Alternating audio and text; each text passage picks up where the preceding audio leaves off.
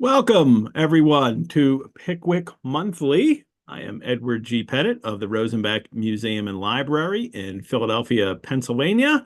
And my Pickwickian co-host for today is Courtney Krolczyk. Hey, Courtney, how are you? Great. How are you, Ed? I am doing exceptionally well. It's been a while since we've had you. You haven't been with us since December, since our Christmas one, Christmas correct? time. Yeah, the big Christmas group.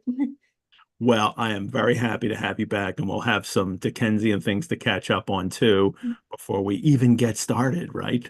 Um, for 20 months, everyone, we are talking about Charles Dickens's The Posthumous Papers of the Pickwick Club as it was first serialized in monthly parts from March 1836 to October 1837. Once a month, myself and one of a rotating set of co-hosts talk about each serialized part.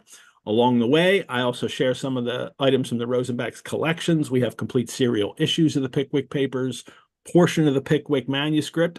I'm sharing some today. We have many first editions signed by Dickens, earlier surviving literary manuscript, letters, ephemera, a lock of his hair. I'm going to have to share the lock of his hair online for maybe towards the end. In today's episode, number 14, chapters 38 to 40, Mr. Winkle drinks with Ben Allen and Bob Sawyer. I made my own rum punch for that. And then unites with his love, Arabella, with the help of Sam and Mr. Pickwick. And Mr. Pickwick, at the end, is finally brought to a new place to live. So we just get a little bit at the end, and then things will be very different in the next serial part. And we have Pickwick manuscript today, chapter 39, part of the scene where they're heading to the place where they're going to meet Arabella. That's what we have, and I can't remember the end spot of it, but you'll see it soon. You'll see it in Dickens's own hand. If you're watching live right now, please like and subscribe and have fun in the live chat. If you're watching the recording, please like these videos and subscribe to the channel too. I'm glad you're watching them. And I would love for you to leave comments or questions. Courtney, it's been a bit, and you've been busy doing Dickensian things since December too, Oh, correct? I was just talking with you before the show began of a couple things just kind of local to this area that I did around Dickens' birthday in February. The first was that people might not know Dickens' son, Alfred Tennyson Dickens, is buried in New York City. He was visiting here to do a lecture tour for his father's 100th birth anniversary and died at the Astor Hotel in like 1912, I guess, of acute indigestion, whatever Acute that is. indigestion. I do not Acute want to die of indigestion. acute indigestion. Yeah. And they telegraphed Kate Dickens in London, in England, and his daughter's in Australia, and they just kind of said leave him there. So they found a plot for him in Trinity Cemetery overflow lot uptown. It's around like on the west side, like 155th Street or something. So it's a beautiful cemetery. I went up there. That was really nice. And for those who are more local to Philadelphia, you may have already done this, but I also finally went to go see the bird, Griff, Dickens' actual stuffed pet bird, a Yep. taxidermied pet bird, stuffed with sawdust, I guess, which is at the Free Library, the main branch of the Free Library of Philadelphia. And they With Poe connections as well to that. Yes, with Poe connections as well. And they also have, I didn't even realize they had a desk used by Dickens. Hmm. And I think they just acquired like an inkstand and stuff too. So that was very nice. And then when I was in Philly, One of the greatest Dickens collections in the world. I mean, we have great stuff at the Rosenbach, but it is a fraction of the magnificent Dickens collection that is at the Free Library of Philadelphia that, again, anybody can yeah. visit and see and set up an Mhm. appointment to see specific things or get a tour and see some of the things that are always on display. Yeah, this was the two. You just go in on days, you check the website, and Yeah. they have a docent ready to just take you around. It was really nice. And then after that, I went up. I hadn't been to the Eastern State Penitentiary. If you haven't gone, there is a Dickens connection. He in fact said, and you can hear Steve Buscemi say this in the audio tour. Oh, yeah. Dickens said the two places that he most wanted to see coming to America were Niagara Falls and Eastern State Penitentiary, and he liked Niagara Falls a lot more. He didn't have a very you can read about his impressions of Eastern State Penitentiary in American Notes. He didn't have a very favorable impression of it due to the solitary confinement. Very different way of keeping prisoners than what we will get a glimpse of at the end of actually this number. So True, yeah, and it really affected him, Eastern State, and it winds up the largest section of it of writing about Philadelphia. He writes a little bit it's like a almost all page. he mentions, like they have a fine merchant exchange building, It's and like then a it's all page on about that. Philly, and then Eastern State Penitentiary for many pages, and he really, and then even some of the experience there gets kind of makes its way many years later into Tale of Two Cities. So, and his encounter with this one prisoner there, and how he writes up the prison scenes in Tale of Two Cities. There's a lot of similarities there. So he really held those images in his mind for a long time.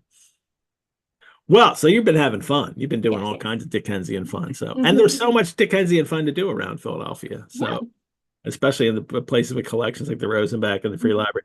And I should also mention that Free Library collection, a lot of that stuff came through Dr. Rosenbach, like that dealers, collectors like William Elkins, so they have his room there, and most of his Dickens collection, he got a lot of that through Dr. Rosenbach, including the Pickwick Papers serial, which was Mary Hogarth's. Yes, that was pointed out to me as well. I didn't see it, but I saw it on the shelf. So. That was her personal copies of it, and her name is on them. And Carrie B. Smith had that, and then I think it went to Elkins, and then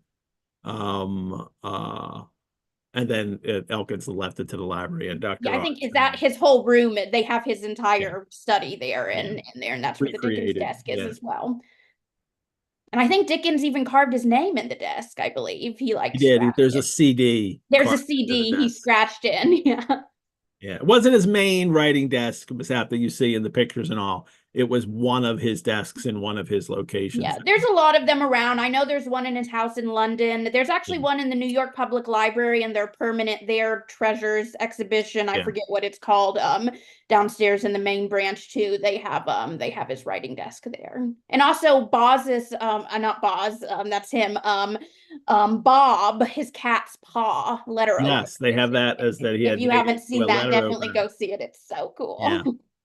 All righty. Well, we got a lot to talk about today. I have a couple things I want to share from the Pickwick Advertiser from this serial issue, and we'll have manuscript pages to talk about, and plus the issue itself, the 3 chapters that we need to talk about in detail. A little bit biographically, while writing this issue, Dickens was very busy, as he always is. He's doing Oliver Twist simultaneously, but he's also moving and moving his house. I mean, it's a small household so far. It's just him, Catherine, and the one child so far. But he's moving his household into number 48 Doughty Street in March. And then at the end of March, he's kind of he's always renegotiating the money he gets from Chapman and Hall. Like, hey, can you give me more? And they're always accommodating. They're always like, yeah, sure, we'll pay you more. I mean, they know that he's worth it because Pickwick is selling so well. And I think they recognize that he works so hard that I think they always figure that, well, if he needs to write more, he'll write more. We'll make money that way. But they wind up sending him a check at the end of March for £500 to help him, get through moving expenses and move things along. And they're always, in a sense, Chapman and all his publishers wind up being like his bank, and that he always can go to them for money when funds are starting to run short.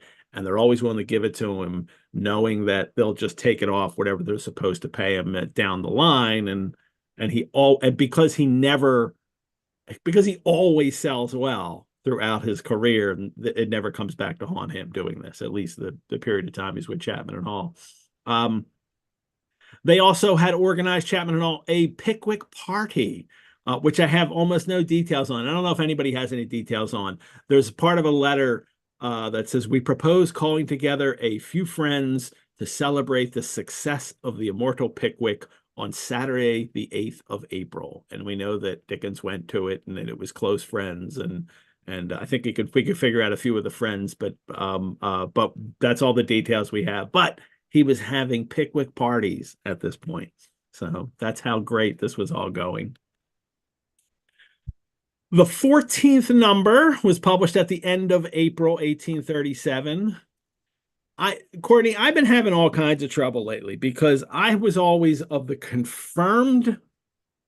I just thought it was confirmed fact that at this stage in British publishing, especially for magazines, that magazines are always published on the last weekday of the month. And then so if they put a like a date on them or a month, sometimes it'll say the next month, but they're just putting it at the end of the month. But I've always designed this show because it comes out at the end of the month. Mm-hmm. So that's how I've set this up. But there are so many Dickensian source books and things like that do the opposite, that they go like this serial goes from April to November. And I always have to calculate.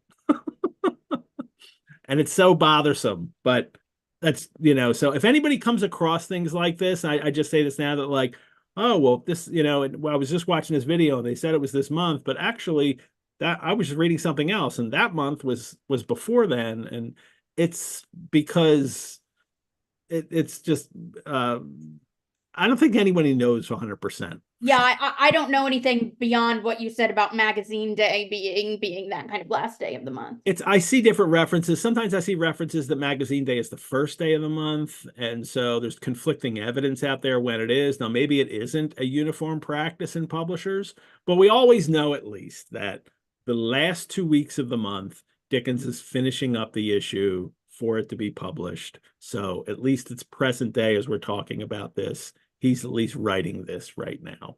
There you go. It's the closest I can get. I shouldn't even have mentioned this, but it keeps bugging me. I keep hitting things where I'm reading stuff and they're talking about, the April issue and they're talking about the March. And I'm like, no, it's not there. But I call them 14 because they're not dated. But inside, the action is set up for the months that were in this one. It's April and May. So. All right. Sorry. Not even needed, but something I had to get off my chest. The Pickwick Advertiser is now firmly, in place in all the issues, but the copies, the PDFs that I'm sharing from the University of Toronto, no, Victoria? University of Victoria Library. Thank you. They don't always have the Pickwick Advertiser. Neither do many of the copies that we have at the Rosenbach, because most of those advertising sections were only put in for the first print run of each serial part. So then when they went to reprint the serial part, when numbers got low, they weren't giving them free advertising. You paid for the one run. We're not giving you the other. So there's no advertisements in later print runs. So a lot of times they don't include them. When the next serial part we get to, number 15, comes up, they're all included in the facsimile. But what I've done right now is I've shared on the webpage for Pickwick Monthly, the Rosenbach's webpage. I just did a quick and dirty photograph of all the pages and put it in a PDF that people can see there. And because there's a couple items in this that I really think are interesting and I want to talk about today. So this is in total. This is the Pickwick Advertiser. This now. This is the cover, the inside cover page, Pickwick Advertiser number 14. This is what they're guaranteeing the advertisers. 20,000 of the advertising sheets will be printed and stitched into each monthly number. So if they're being legitimate about that and holding to that, then any number over 20,000, they're no longer including the advertiser. I'm not sure. But it's all different things here. It's books on medicine. An essay on indigestion. Essay on indigestion. Poor Alfred Tennyson Dickens could have used He this. should have used this. For morbid sensibility of the stomach and bowels. That's all we're going to go into. Another new satirical journal, The Wasp. All kinds of portraits and books. are here. I'll focus on a couple of these in a second. There's, we get to, more practical. Well, there's clocks and music boxes and watches and different kind of There's got to be cod liver oil in every Victorian cereal. There's some sort of yeah, bizarre, and terrible Roland's patent medicine. Yeah. and Roland's Macassar oil, which was very huge then. Reform your tailor's bills. Yeah, I see Morrison's pills. I'm sure they're Yep. very, yeah. Here's this toothache contraption. Look at this thing for the Oh. toothache. Like, this looks like a torture device going on here. I'm not sure that I'm gonna trust that to fix my teeth. But every issue has these, and they grow. By the time the end, by the last issue, I can't remember the page counts, but the page count of the Pickwick Advertiser grows and grows. And in the serial part we'll hit next time in number 15, which everybody will see in their PDF. It's actually the beginning and the end are all advertisements. But there's two things that I want to share from this one. One is here, and this is an advertisement for just published sheet first. So right when this came out, there also was published Pictures Picked from the Pickwick Papers. Lots of P's in there, huh? By Alfred Crowquill. These pickings are intended to illustrate a series of incidents from this popular work, which are too interesting to be lost sight of. That's true. There's always scenes that are like, oh, I wish there was an illustration of that scene, right? And being from the pencil of Alfred Crowquill will be a sufficient guarantee of their originality, differing in style and subject from those that have been already appeared in the number and being printed on paper, calculated for binding with the work. The publishers, doubt not, will be found a desirable addition. Each sheet contains 4 pages full of subjects, illustrating 2 numbers to be completed in 10 sheets, and will appear every fortnight. Price per sheet, plain, 1 shilling, colored, and I'll show you examples of how you can buy them colored, 2 shillings. So they were published twice a month. So because he's starting now, by the time they get to the end, he'll catch up. They will catch up to the end of Pickwick and be able to finish at the same time. But notice, Courtney, he says on this printed on paper, calculated for binding. They know that many people will save their issues and have them bound up into a book, and then they can also include these. And there are in collections a few editions where people have done that. They've included Alfred Crowquill's. They've included other illustrations by other artists like Thomas Unwin, and they put them all and they made these big compendium editions of Pickwick that have all the illustrations that came out at the time. I took a peep at some of these, and yeah, they tend to be, Fizz's illustrations, and Crookshank and Seymour before them is kind of more of a fully realized scene. These tend to be more kind of smaller vignettes of specific characters, especially smaller characters that might not appear in your 2 illustrations in the monthly numbers. I'll share a couple in a second here. The Alfred Crowquill is Alfred Henry Forrester. The Alfred Crowquill name was actually a pseudonym for a time he shared with his brother Charles, who was also a writer. And the 2 of them did things under Alfred Crowquill. And then after 1843, it was just Alfred Forrester who was using the Crowquill name. He even at one point tried to there's 2 stories that I've read about Crowquill. And I have his picture here. Let me share his picture.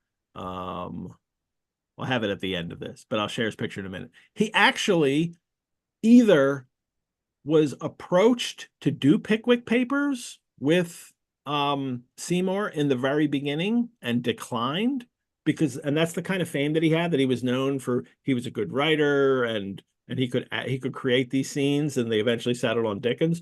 Or he was one of the illustrators that came in after Seymour died and tried out and was declined. I cannot find a clear answer. I've read both accounts in different, Pickwickian histories.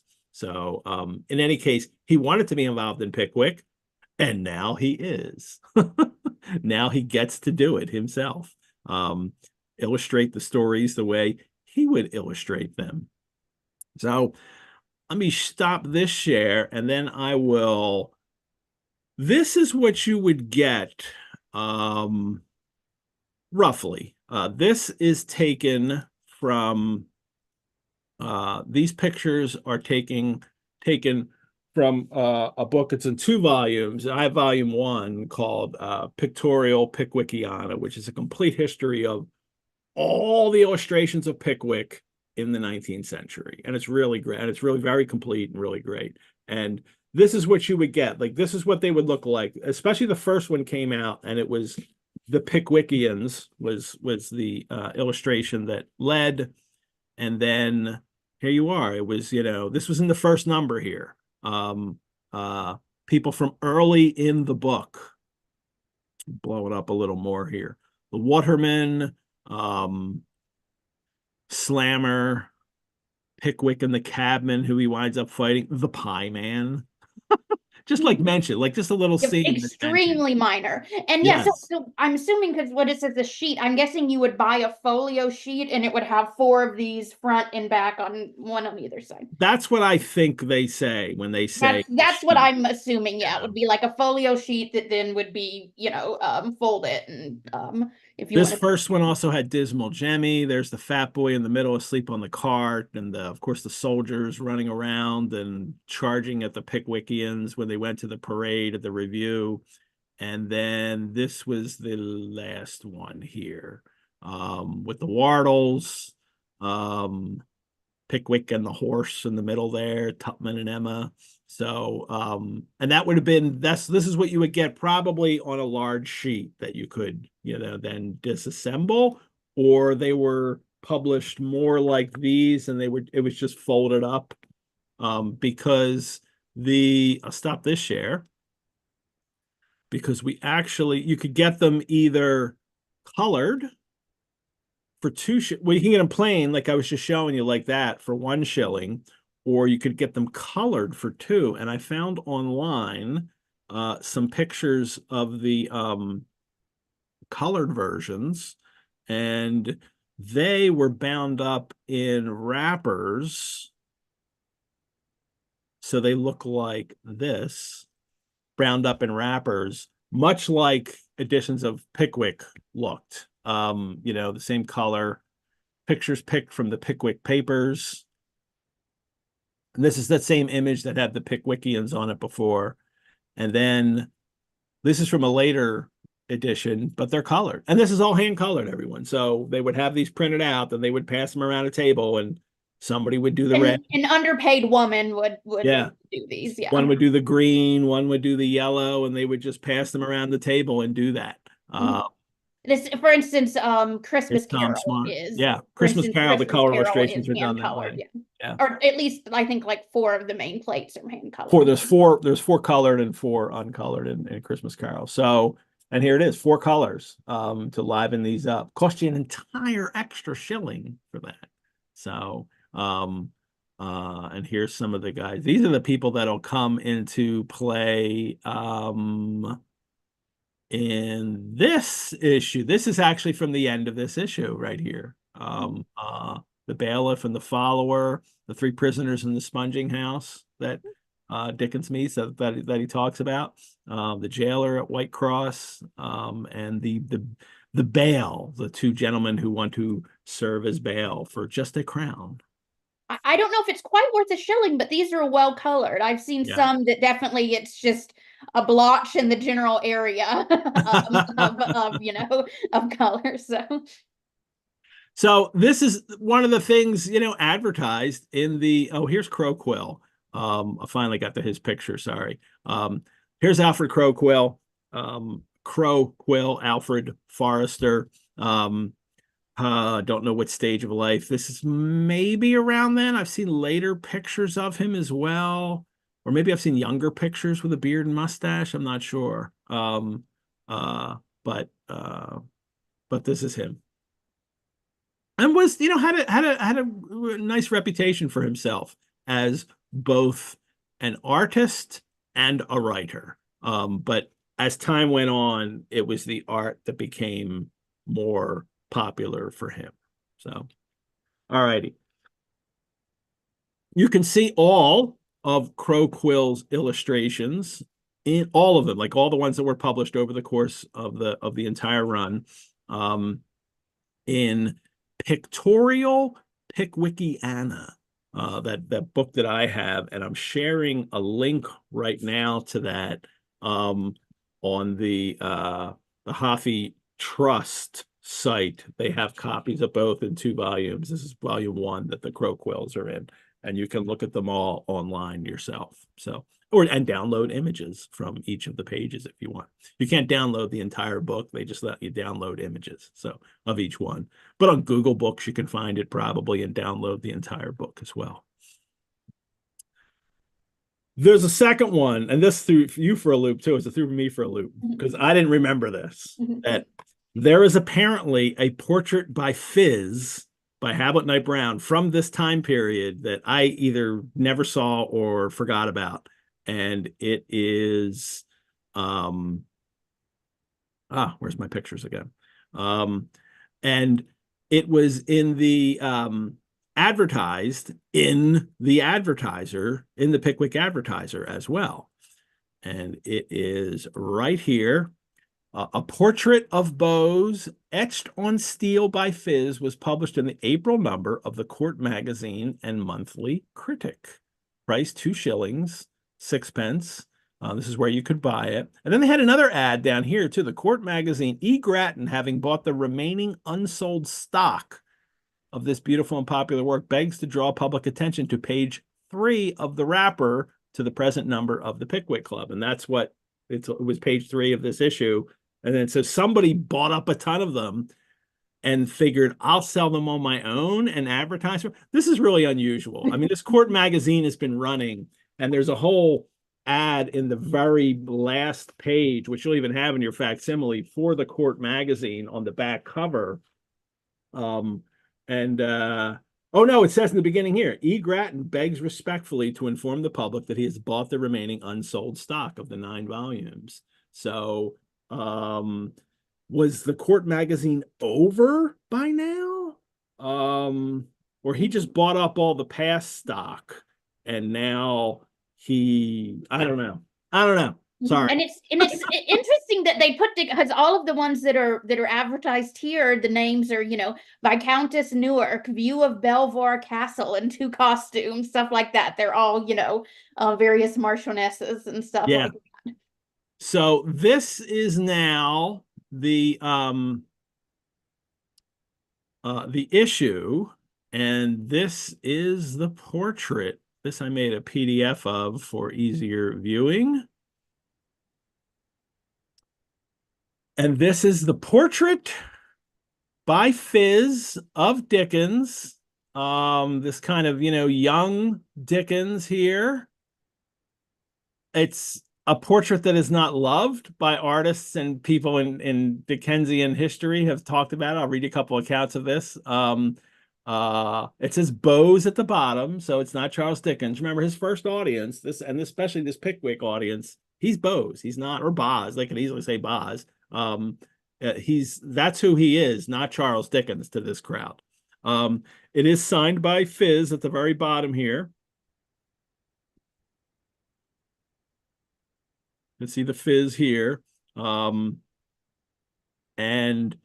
I love this in the background, like through this giant window here, which seems to be almost at the floor. Like the perspective's all off. And it's funny because criticisms mention that in this too. Outside on the street, can you recognize what that is, Courtney? Is it a Punch and Judy show? It's a Punch and Judy show going on the street. That's fascinating. Dickens loved Punch and Judy shows and wrote about them in sketches and things like that. And there it is in the street behind him too. And I think that might also be a kind of commentary on the fact that Dickens is this kind of broad humor, very funny, writer, as well. But I don't think that today we would kind of associated him with something like Punch and Judy, but perhaps then they were, especially because Pickwick is so relentlessly funny, and he's trying to be funny and works so well. This is also a strange picture. Like, I I don't know if I saw this cold, I would say, oh, there's Dickens, as I do so many others. I think some of it, and I was going to show this. I had said I'd never seen it, but I actually have this collection of loose leaf Yeah. Dickens portraits, and they actually have the preparatory sketch in here. Uh-huh. It says by Fizz from 37. And I think actually the likeness in the preparatory sketch is a little bit better. I think some of it just was not transferred well to the steel engraving. And interestingly looking, I don't know if you can see it because my lighting's not great, but I don't see the Punch and Judy show. That's not there, huh? I don't see Yeah. the Punch and Judy show in the preparatory sketch, at least. Interesting. Yeah. Mhm. I'm putting my cursor over it like people can see that. We're not sharing. That doesn't work yet. Yeah. Stop that. Yeah. But yeah, that's really interesting. This image was not loved, and in later years, someone wrote in this 1870 catalog for Dickensian mementos that were sold about his life. It says, there is a curious portrait of Bowes etched by Fizz during the publication of Pickwick that every Dickens collector should have. It is unique as a Fizz etching. It shows a most profound contempt for the laws of perspective and is in other respects an abominable caricature. So they didn't like it. And in Notes and Queries, I'm just going to share this because it's Notes and Queries. I made a little image of it. In Notes and Queries in 1890, it said, and Notes and Queries for Everyone was a journal put out whose byline at the front of every issue was the quote, when found, make a note of Captain Cuttle from Dombey and Son. So, and they use that. Do they still put out Notes and Queries? And Notes and Queries is still published. And I don't know if it's published in paper anymore, but it still exists, and it's been running since the 19th century. And it's designed to have very small pieces about, in the 19th century, it's about a lot of antiquarian subjects or literary subjects. And now it's, I think, mostly literary and historical, but I'm not even sure. But in this, somebody has written in the Court magazine. So this is, this is 50 years after the fact, 53 years later. And Dickens has been dead for 20 years.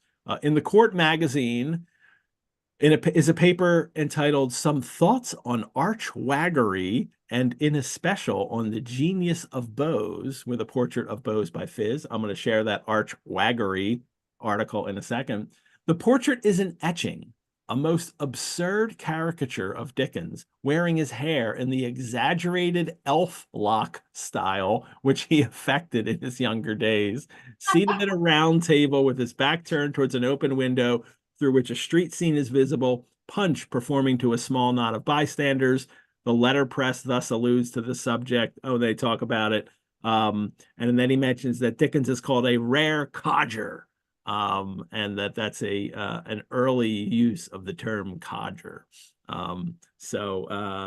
But this, like, nobody, absurd caricature, nobody seems to like this picture of Dickens, and it's a little odd, and perhaps Fizz didn't get it quite right. But it is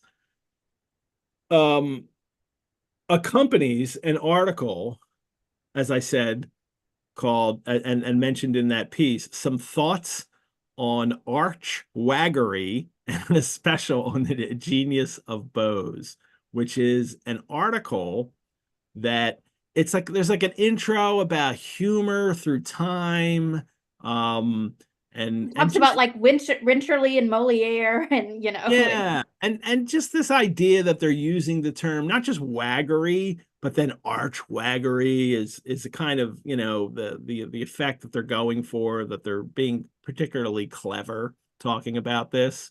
But then they continue. It says, our readers cannot fail to have observed the sudden turn for the comic, which has recently discovered itself in the literary public. Formerly, the maxim was, you are nothing if not critical. Now it is, you are nothing if not comical. The appetite for the jocose, the farcical, the extravagant is immoderate. It is no longer laughter holding both its sides, but laughter literally unable to hold its sides. So this commentary on how much comic literature is out there at the time. But then they pay a special attention to how good Dickens is at this, or how, I'm sorry, not Dickens. Dickens isn't mentioned here at all. Oh, no, they do mention. But it's Bowes mainly. And it says, there is no doubt that this sudden taste of crowding upon the sunny side of the road was originally generated by a facetious gentleman who, for some months, escaped detection under the name of Bowes.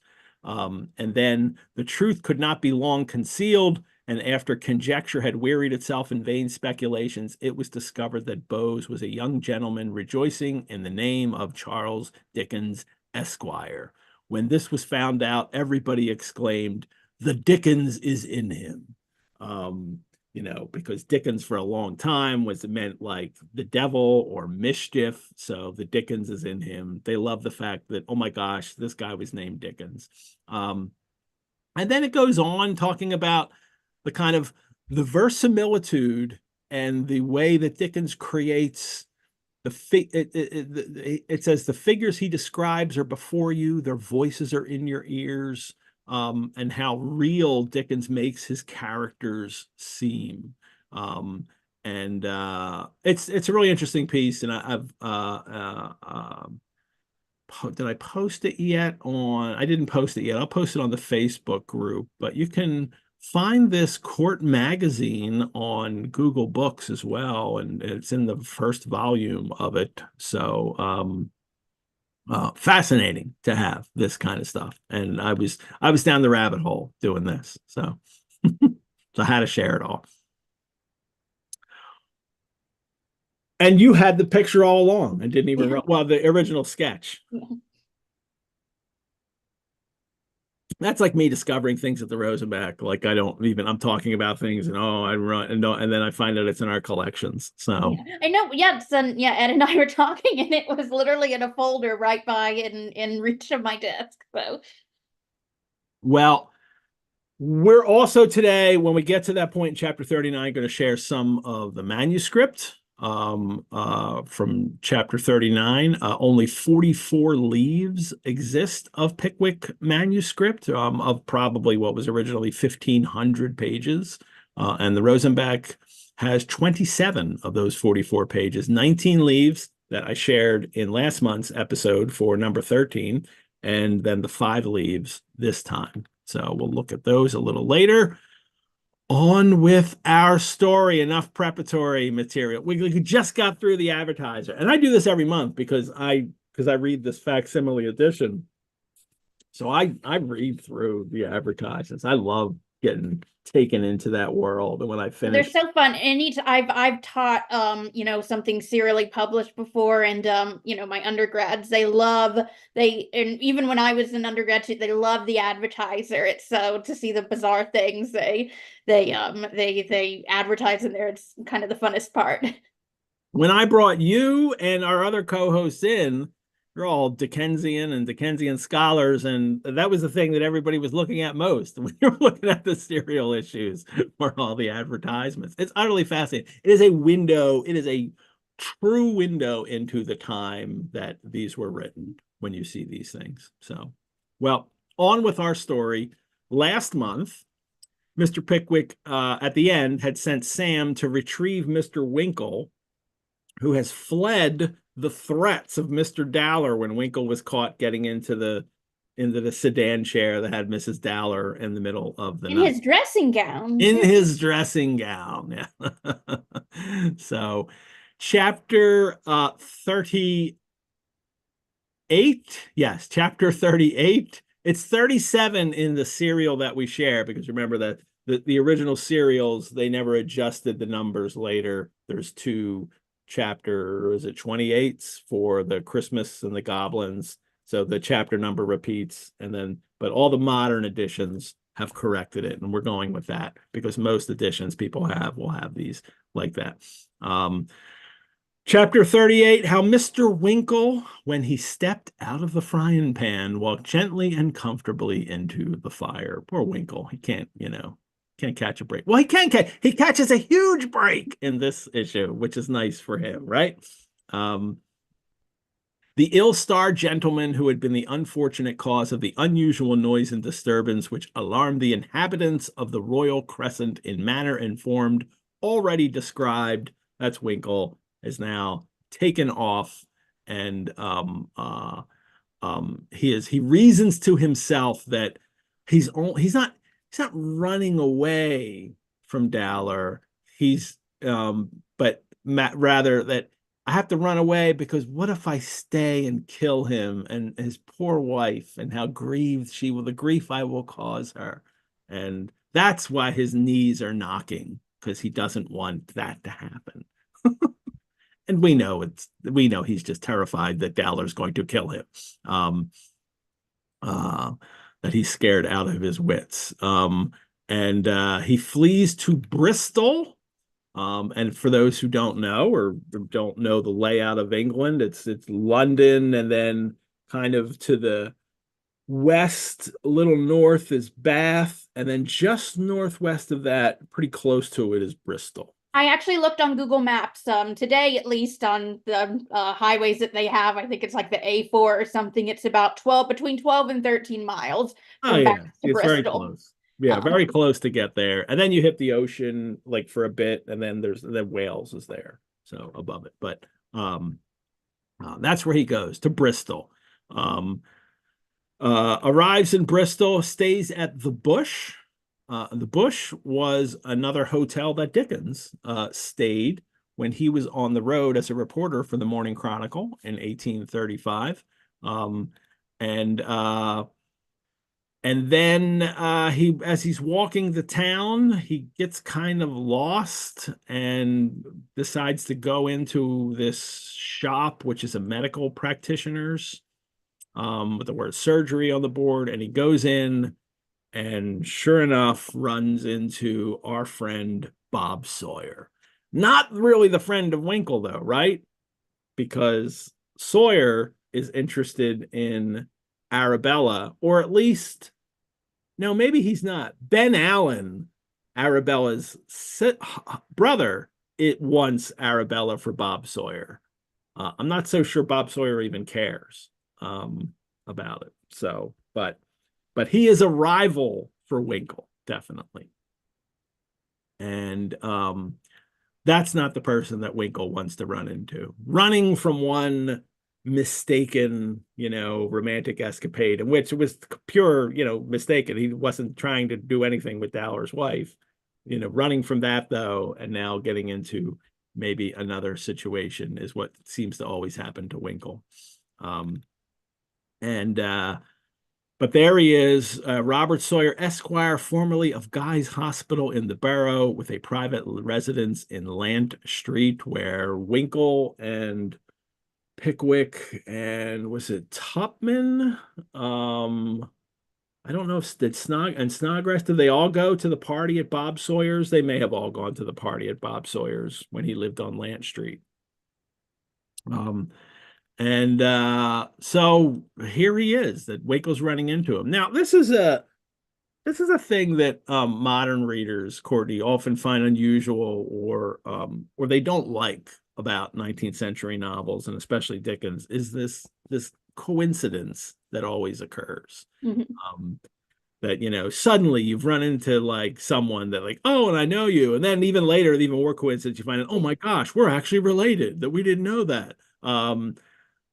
That this idea that you would run into people like this all the time it's quite common, actually, in 19th century novels. Even 19th century novels that claim to be realistic, this is a quite common thing. And I think it's just a mindset that they had then, that this was not unusual, or it was not like it's completely acceptable within novels, maybe. Or it's even more prominent. It's, in melodrama, or maybe it feels more prominent because it's, a short play meant to be seen in one sitting. So yeah, in fact, I think the novels are kind of drawing from these melodramatic tropes as well, which is, you randomly meet somebody and of course they turn out to be, your long lost brother or the villain who stole your father's fortune or whatever it is. And for Dickens, for 18th century novels are very influential, and and Fielding especially, or Smollett. This frequently happens that characters learn that they are connected, that they didn't realize they were, and they only randomly ran into each other. I personally love the effect of this, because I think what happens then is it creates, I may have said this before, it creates this kind of this world view that we are connected, and that we can't escape the connections that we have in our life, that we'll at some point we'll run into somebody that we shouldn't have been away from, even, maybe, so it winds up overseeing, like all the novels are like this, to the end. This happens in Dickens novels. So so it's not just Bob Sawyer. Benjamin Allen is also there. And of course, as soon as he gets there, Winkle discovers that Bob Sawyer's kind of dodging bill collectors right away, just as he was doing when he lived in London. He was afraid that Winkle was a bill collector coming for him. But Benjamin Allen is there too, and as soon as they start, it's, well, as what will you take? Do as we do. That's right, Ben, my fine fellow. Put your hand into the cupboard and bring out the patent digester. I love patent digester for a drink. And this is just brandy in this case. But I've never, it's interesting that the OED uses this line, bring out the patent digester, as an example, and then it puts in parentheses like a bottle of brandy, as an example for patent, as an adjective that signifies something to which a person has a proprietary claim, also special for its purpose, ingenious, well contrived. Patent, like when, patent medicine, you make a joke about all of the weird cod liver oil and stuff that you see. There's lots of patent medicines that are in the advertisers. That's where you see that for, and so you would hear it a lot in a medical context. Especially in the medical context, and this is a digester. So that's the joke here. The bottle of brandy is a special kind of digester. Well, most of these patent medicines were themselves like opiates. Yeah. And they say, there's one called chlorodyne that sometimes advertised, and it says, oh, wonderful, safe for infants to get them to sleep. And you go look up what it is, and it's a tincture of like laudanum, morphine, and marijuana. And alcohol too. Alcohol is frequently in medicines. So, and hence I can remember watching the Beverly Hillbillies and Granny drinking her rheumatism medicine, which was just corn liquor. So, but it's the patent digester. That's official. I just need my patent digester. Winkle needs to qualify his brandy with a little water. I should like to qualify it if you have no objection. So he adds a little water to it, and Sawyer and Ben are just drinking it straight. And then Bob also has a boy where, and this is what we all these funny little instances here of how Sawyer is running his medical practice, and we find out because this boy comes in who is who has left certain medicines, powders, and pills at houses, and we find out from Sawyer that his boy leaves medicines, prescriptions at houses that didn't order them. And then he goes back the next day. So they're not giving away free medicines and say, oops, we have such a large clientele. I'm always delivering stuff to the wrong house. And they use the same bottle, and he hopes this will get the name. Or they will return it. And because he constantly has it on there, Sawyer, late knockamorph.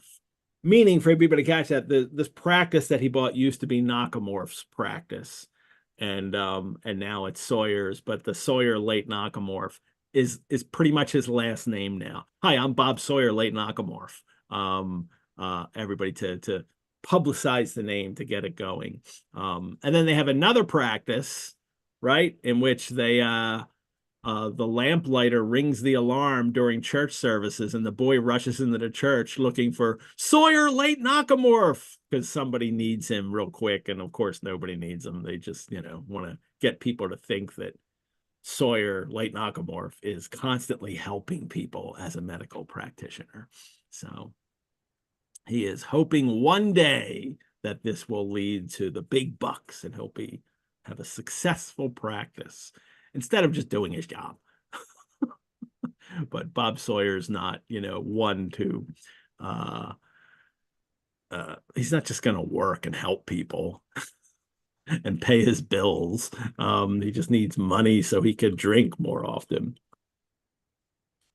Well, Mr. Bob Sawyer, it says, was not remarkable for temperance, nor was Mr. Benjamin Allen for the ownership of a very strong head. So Sawyer loved to drink, and so did Allen, but Allen just got completely drunk all the time. Allen had been wavering between intoxication partial and intoxication complete. When Sawyer's out of the room, he starts talking to Winkle about Arabella, his sister. You remember her at Wardle's? And of course, Winkle's like, yes, I remember her. I'm completely in love with her, and she loves me, I think. And then he tells Winkle, which we've already heard from him before, that he's intended her for Sawyer. And this is interesting, Courtney, as a serial novel too, because we just get a reminder of what we've already been told earlier. Nowadays, when you write a novel, you don't remind people of things, but in a serial edition, you need to remind them, because I don't even remember what issue it was in that this happened. That Dickens needs to remind people again that, oh, this is the situation. Remember, Ben Allen is going to prevent Winkle or anyone from dating his sister. So we get the reminder of it here, and he thinks that there is and he's worried because he thinks there is a prior attachment, the prior attachment that Sam Weller will talk about later. The prior attachment, meaning that he thinks that she's already in love with somebody, and he's going to kill. He's waving the poker around. That's going to be the end of that person when he finds him, which terrifies Winkle. The easily terrified Winkle, who will be terrified at any threat of violence, this is what he's walked into. He's running from somebody threatening to kill him. He winds up with a couple guys who aren't threatening him, but they are, and they don't know it because he's the one that his sister Arabella has the prior attachment with. And then Winkle finds out she's close. Oh my God, she's here. She's not in Bristol. She's like close to it. I guess like a suburb. I didn't do the map search. Where's Clifton? Is it like it? But it's apparently it's walking distance, even though it's a lot of hills and a lot of wind. Well, walking distance for them could be 10 miles, admittedly. The walking distance for Dickens could be 30 miles. Yeah. So, I think I'll walk to Rochester today. See you guys later. And walks up to Rochester from London, or back, or the other way around. Yes, they were all great walkers. Samuel Johnson used to do that. Samuel Johnson in the 18th century used to get up in the morning and do breakfast, whatever, and then leave and walk London for like the entire day for like 8, like he would just walk all around. Yeah, might stop and tea, might stop and see somebody, but the entire day he was walking London, like miles and miles he walked every day. I'm actually looking, Google Maps helped me out again. I don't even know if it's even really considered a separate city, more like a neighborhood perhaps within Bristol. It's to the west, and yeah, it is indeed. They mentioned the Downs. It's currently still right on the edge of Clifton Downs in a National Trust woodland. And then it's probably outside. Back then, in this day, it's probably outside of Bristol proper. So it seems like it's separate from Bristol. Today, you would probably assume that. But I'm looking, it's about, I don't know, as the crow flies, about 3 miles. That's nothing. Yeah. That's nothing for these people. So, well, after all this, Sawyer comes back in, and now they have dinner, and now it's time to really drink. As if they weren't already really drinking. Now it's time to drink. And Sawyer, Mr. Bob Sawyer, ordered him the largest mortar in the shop, and proceeded to brew a reeking jorum of rum punch therein, stirring up the amalgamating the materials with a pestle in a very credible and apothecary-like manner. That's mortar. That's one of those large stone bowls, right? That they Yes, and well, it's in the Fizz illustration. that we'll see in the we'll see in the a second. facsimile, for whatever reason, they're not in order, or like maybe I guess in all of the editions they were. Yeah, well, they're not in that, and I don't know. I don't know, because the one that comes at the very facsimile. end of the number of him being arrested is the first one, but yeah, the second one, and you can see them. They're drinking out of the flask and the beaker, and they Let's just share this now. The issue. And with the illustration in it. And here it is. You can get a sense of the mortar and pestle. Yeah. And they've got some skulls.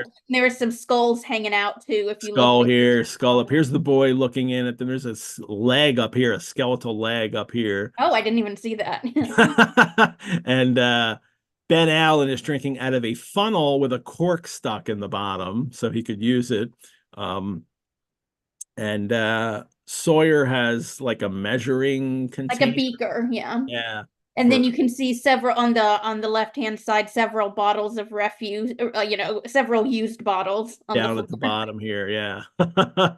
they've been doing this for who knows, days, weeks. Yeah, you realize when this is probably like 2 days right here. Yeah, when you read accounts of real people as well, not just in fiction, you realize they really did drink an incredible amount. They did. I've heard of somebody saying, a woman writing, for my husband, medicinally, I've prescribed 1 bottle of port wine a day. Yeah, I'm kind of okay with that. I love Winkle's really relaxing here. It's nice. It's nice to see Winkle in a relaxed state here, smoking a cigar.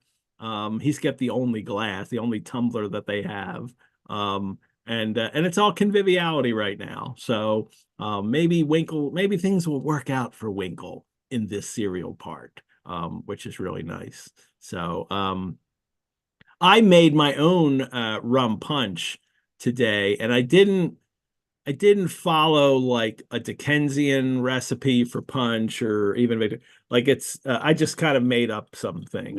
You didn't use a pestle and mortar either. Did not. So it's 2 different kinds of rum. It's the what's that British rum, Carter and something, I forget. It's like the real high proof rum. I can't remember the name of it. And a little spiced rum and some simple syrup.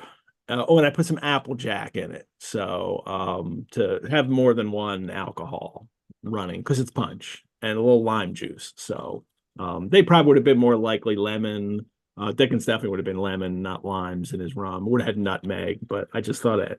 I think Applejack brandy is something that was produced a lot kind of in our region in between New Jersey and Pennsylvania, between New Jersey and Pennsylvania and Philadelphia. There was a lot of distilleries. So I'm doing my Applejack brandy and rum punch here. Very tasty. So there's no singing though, which is unusual because Bob Sawyer thinks we're a medical establishment. We can't be drunken singing all day. I'm sure they're drunken shouting in this room here. That's the irony, that it wouldn't look professional, as if the scene we just saw looked professional. If somebody stopped in the shop and Sawyer had to come out drunk to the gills to help somebody. Well, he does. He doesn't. He does. A young woman comes and says, "Somebody." And he puts a wet rag on his forehead, which I've never tied a wet rag around his forehead, which I've never I, heard of as a hangover. Well, I guess current I, drunk cure. yeah, I don't know What because it it's not does, even a like hangover cure. It's a drunken cure, I'm not sure. Maybe I guess similar to splashing cold water on your face. I don't know. which will just wake you up more. It'll just be you'll be a more awake drunk. Mhm. So, but people have always done that. So, put him in the shower, hot cough, get a cough. You're just going to be an awake drunk now instead of a sleepy drunk. So, there is the only thing that sobers you is time. So, well, this drunken doctor's going out to treat somebody. So let's be happy. Let's be happy. I hope you don't have a drunken doctor, everyone. They He's called away, and then Winkle leaves and returns to the bush. And who should he find at the bush but the vindictive and sanguinary Dowler, the man who has said he is going to kill him for trying to run away with his wife, which he certainly wasn't doing.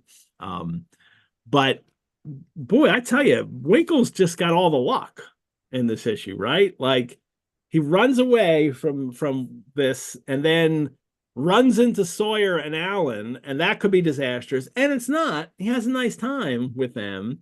And now runs into Dowler, and Dowler's all, apologetic to him and thinks that Winkle must have followed him to the bush to confront him.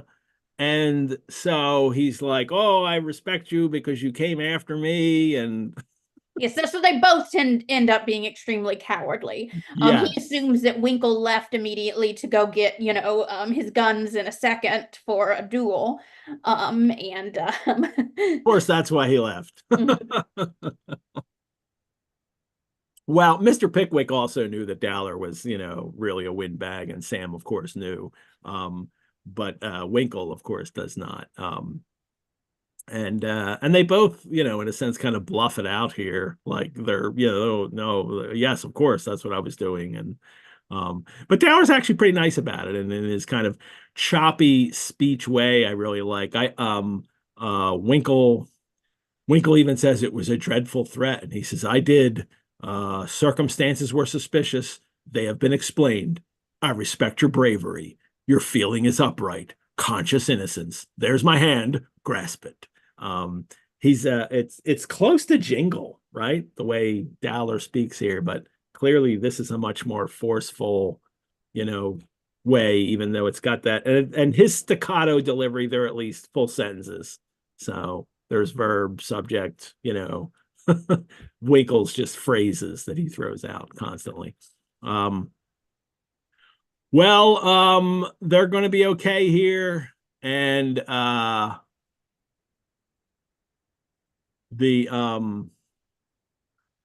we actually had a note in the thing, homeopathically drawing out the toxins, maybe was that wet towel on the head from Max. Yeah, I'm Don't think not that's not gonna help. yeah, maybe maybe a blood transfusion might work real fast. One But time I heard drinking a lot of water, but I don't know if that's an old things help wives' you tale. feel better, but Mhm. really, drunk is drunk. Yeah. One time I think if you drink a lot of water during, like as you're doing Oh, it'll sure. prevent you There's from lots of getting drunk. ways to alleviate how drunk you get, but Mhm. once you're drunk, you're not going to get less drunk Mhm. by trying to do something like put wet towels on your head or drink coffee. Um, uh, they uh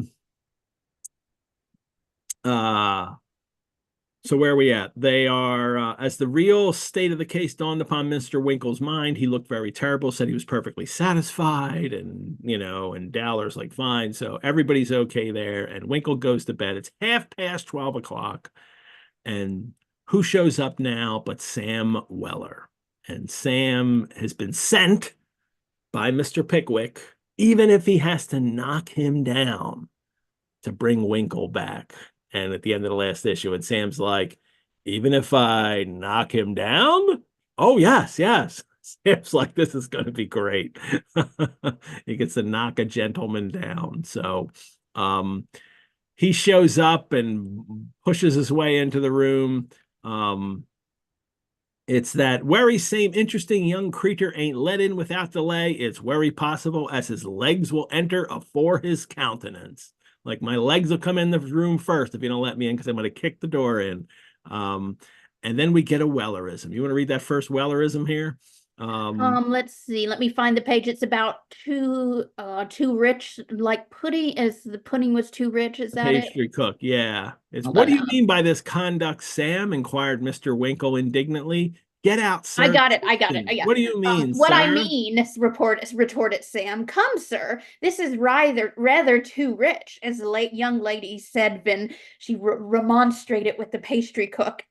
Arter, he told her a pork pie as had got nothing but fat inside. What There do you I go. mean? Well, that ain't a bad un. That ain't. So rather too rich, just like when the pastry cook sold the pork pie with nothing but fat inside. Yeah, I'd say that's too rich of a pie with just fat. And we have another one later in the next paragraph. And then right away, Sam throws another. Allow me If to I find express a it hope. necessary to carry you away, Pickaback, of course I shall leave it the least bit of time possible for you. But allow me to express a hope as you won't reduce me to extremities, in saying which I merely quote what the nobleman said to the fractious Pennywinkle when he wouldn't come out of his shell by means of a pin, and he consequently began to be afeard that he should be obliged to crack him in the parlor door. I looked up Pennywinkle. It is a type of It is an edible mollusk. mhm. And that a periwinkle they're usually called, and pennywinkle winds up being the a term people call them instead of periwinkles. And that's what they're one of them, those little circular shells, but people could eat them. So it's a matter of pulling it out here. It was the fractious pennywinkle that he couldn't get it out.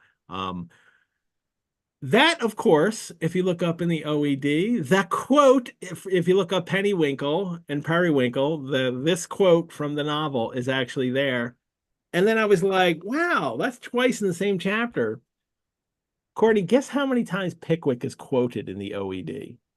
No idea. 974 times. Wow. 974 quotations from the Pickwick Papers to illustrate words and how they're used. So there you go. So which says more about how popular Pickwick Papers is, and that people know it. I mean, somebody's writing those, right? You know, so that's just something that they had and are thinking of. So yep. So 974 times Pickwick Papers is used to show you how a word has been used and illustrate the meaning of. So there you go. Sam is really upset because he is Mr. Pickwick is upset. So that's what, involving our precious governor in all sorts of fantigues. Which is a variant spelling of fantigues, a state of anxiety or excitement, which is what it says in the OED. And of course, this line is quoted in the OED to tell you what fatigue means. That's the third one in this chapter. I mean, I wonder if there's others, and I just didn't look them up. But, literally in this chapter, there's 3 quotations in the OED. This could be a game we could play literally all day. I don't think I have any other examples, because I didn't have to go to the OED maybe for any other ones. So we'll see. Sam won't have Mr. Pickwick upset, and basically how this chapter ends. And Winkle wants to help Sam, or I'm sorry, Winkle wants Sam, then he says, to help him find Arabella. You must stop here too to assist me in gaining an interview with the young lady. Sam agrees, but Winkle has to be locked up in his room, and Sam keeps the key. And don't worry, if there's a fire, I'll let you out. Very safe, Sam.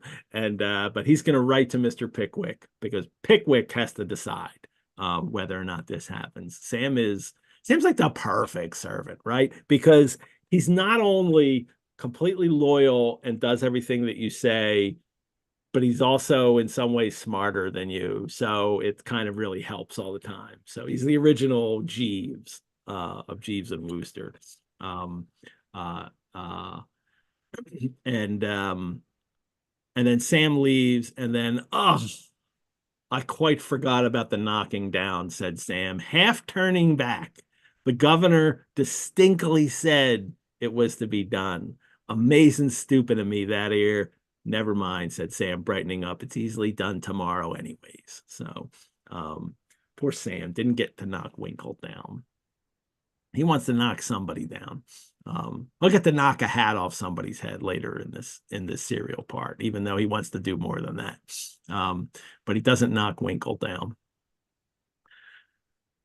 Chapter 39, and it's this is the chapter in which we will share some Pickwick manuscript. But first, let us take a little mid-break in which I remind people of some things and tell you about something that's going to be happening in the fall that involves Dickens as well. Let me take this moment to thank all of you for watching this episode. As a nonprofit organization, the Rosenbach Museum and Library depends on the generosity of friends and supporters like you to keep programs like this free and accessible to hundreds of fellow Dickens lovers worldwide.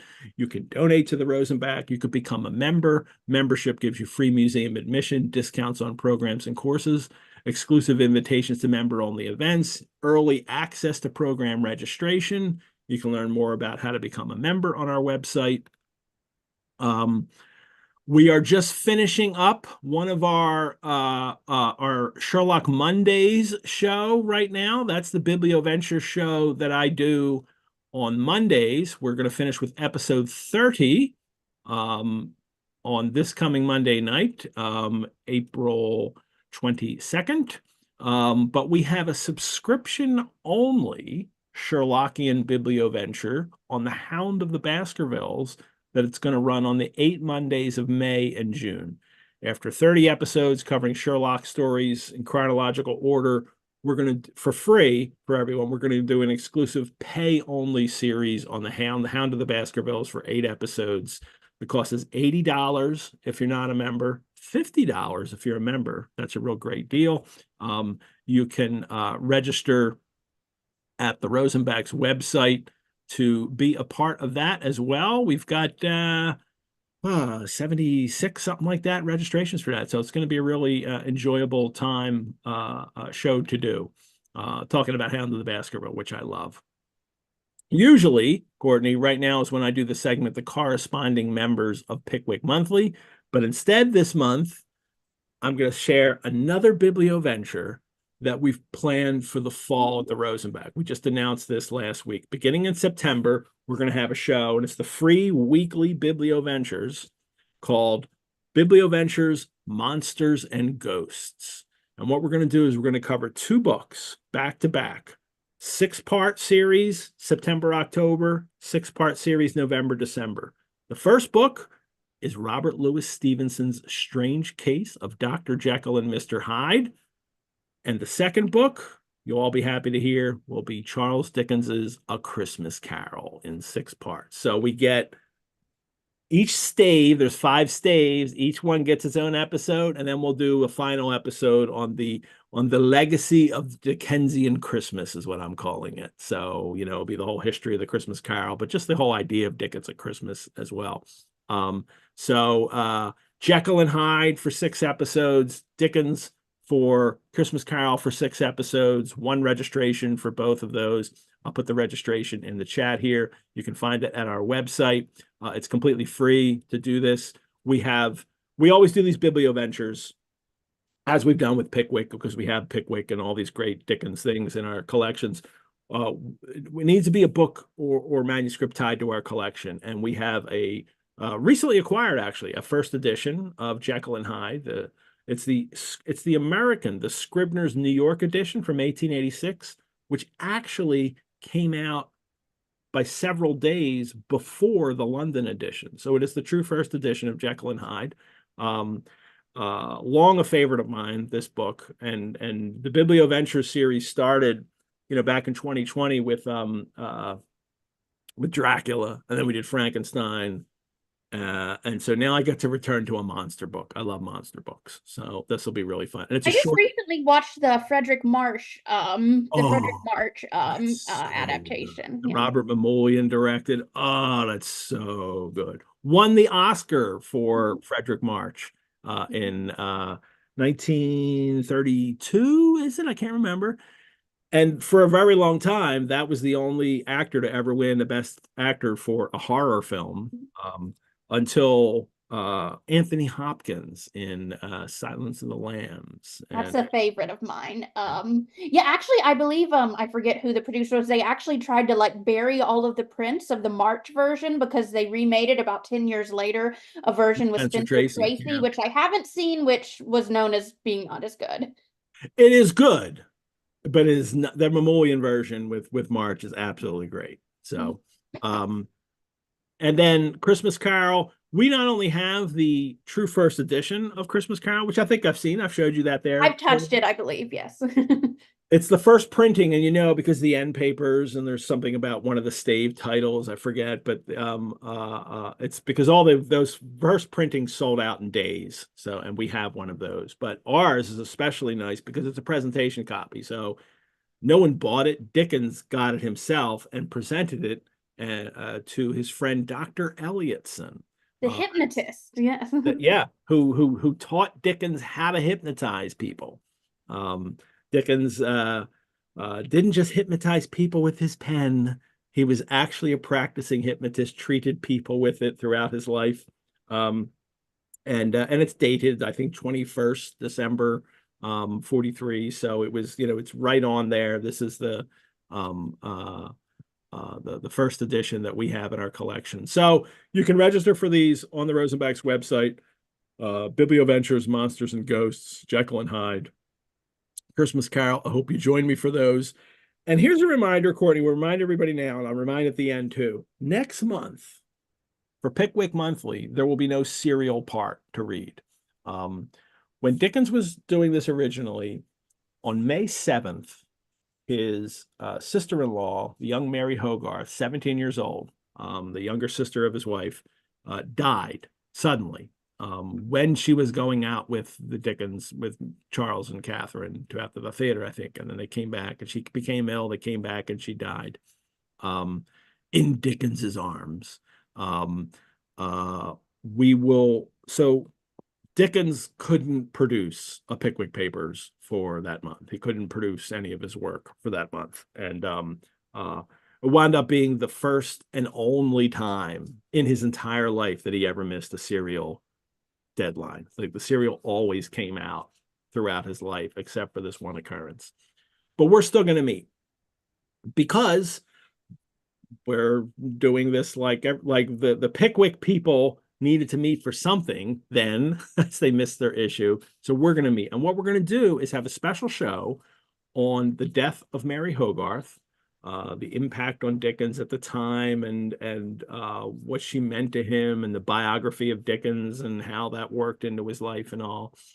Courtney, you will be joining me for this, and we'll talk about this Dickens biography of Mary Hogarth. The show will probably be about an hour. It'll be, less time than it'll take to get through 3 chapters of a serial part. That's for sure. But you don't want to miss this, because it'll really tie in Dickens's life and the place that he was and how he was feeling and what he was thinking at the time when he missed this issue, as we will miss a serial issue next month as well. So, all righty. Let us get to chapter 39, because we have 2 chapters to go here. Mr. Samuel Weller, being entrusted with a mission of love, proceeds to execute it with what success will hereinafter appear. hereinafter is a word I need to use more often, right? Hereinafter. No, if I talk like that, it'll be ridiculous. So, but it's good to read it in Dickens. Well, Mr. Pickwick arrives, and the first thing he wants to be assured, 8 o'clock in the evening, he himself walks into the coffee room of the Bush Tavern, and he wants to be assured that Winkle is serious about Arabella. He says, remember, we met her at our excellent and hospitable friend's, Winkle. It would be an ill return to tamper lightly and without due consideration with this young lady's affections. I'll not allow that, sir. I'll not allow it. Dickens, Pickwick, ever the chivalrous gentleman here who keeps getting caught in compromising positions that aren't his own fault. And he's going to put himself in another position here that could have ended in a disaster for him too, right? So he doesn't want another romantic misunderstanding. So I will go and meet her in secret at night in a garden. Mr. Pickwick, this is what gets you in trouble. He has a lantern this time, the kind that thieves Yeah, use. that'll Yeah. help. Yeah. So to make it worse. But they don't know where she lives. So yet. So they've got to find out where she lives before any of that happens, before Pickwick says, I'm going to go just meet her first. And they send Sam out because Sam can do anything. Sam, we need to find out where this person is somewhere within the tens of thousands of people in this area. I'm sure you'll find her. Go. And Sam goes out and wanders the streets and alleys, asking servants, because they're the people that are going to talk to him. Has a conversation with a horse groom here that's a little contentious, but Sam's having fun with it. So we get these fun exchanges still with Sam in these chapters, which is really nice. The Sam's like, oh, good morning, and the guy's like, and Sam keeps commenting, and the ill-tempered groom kind of challenges Sam, but you can't break Sam's good humor unless you're threatening Mr. Pickwick. And then Sam's gonna knock you down. Otherwise, he's just gonna be like, don't worry about it, guy. I'll kill you if you get near me. But laughs it all off. And then he comes across a female servant out shaking some bedside carpets, which must have been so dirty. Oh, God. Well, one time I had to do that when my vacuum cleaner broke. I took some rugs out. I literally thought, how did Victorian people, how would they have cleaned this? And then I went outside and shook it in the backyard. You were like, oh my God, I'm so happy. I need to get my vacuum fixed. Yeah. So yeah, that's not a pleasant activity. But Lots sure of enough, sneezing happens. So. yes. And he goes to, and it's a pretty girl, and he's like, oh, I'll go help her. And he goes up to help her, and it turns out it's his actual Valentine, Mary, whom he is. Well, oh, you have that? Not this actually. Well, I don't remember if I've shown this off, but I've had this a little bit. It's the Fizz illustration. You saw this a couple months ago. This is from the them chapter. them down in the kitchen with him and Miss Mary there. That's So the first time they kiss. they meet, yes. Well, he lost his hat. So, and then he has to, she has to help him find it, and they just wind up kissing as they're looking for his hat, retrieving his hat from the corner.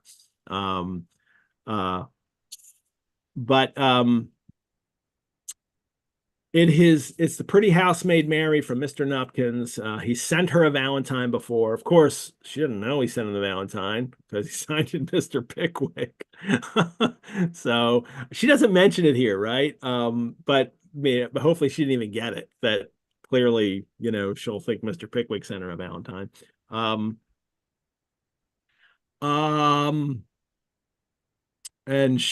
then of course his hat falls off, and they have to retrieve his hat, from both of which tokens we should be disposed to infer that one kiss or more had passed between the parties. So they both really like each other, and it's nice that they can meet again.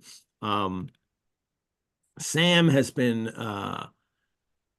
Sam lets her know that, he's been trying to find out, where Arabella lives, trying all these places, and Mary's like, oh, well, she lives right there next door to where I work. The coincidence aspect of Dickensian works. Of course, Sam's going to run into Mary because he loves her, and that's what happens. If you fall in love with somebody, you will eventually run into them, and they will help you with something else that you need help with. So. She says she's been living there 6 weeks.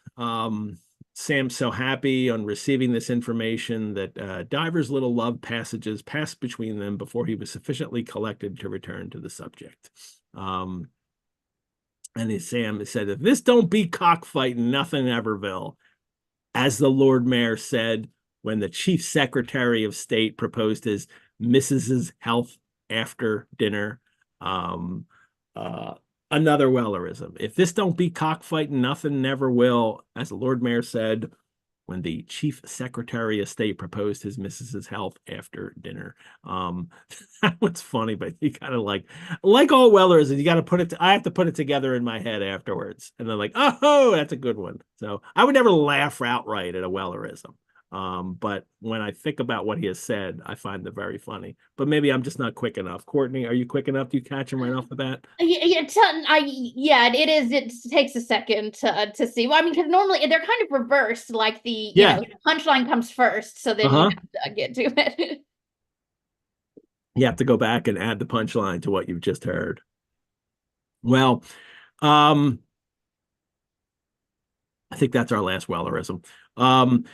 Mary tells Sam that Arabella walks in the garden at night, so he could talk to her then. So he does that. They wait till dusk. He scrambles up the tree, a pear tree overhanging from the one house into the garden of the other. And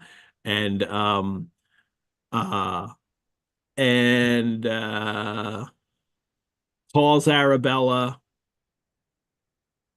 When she comes out, he tells her that, Winkle is in the area.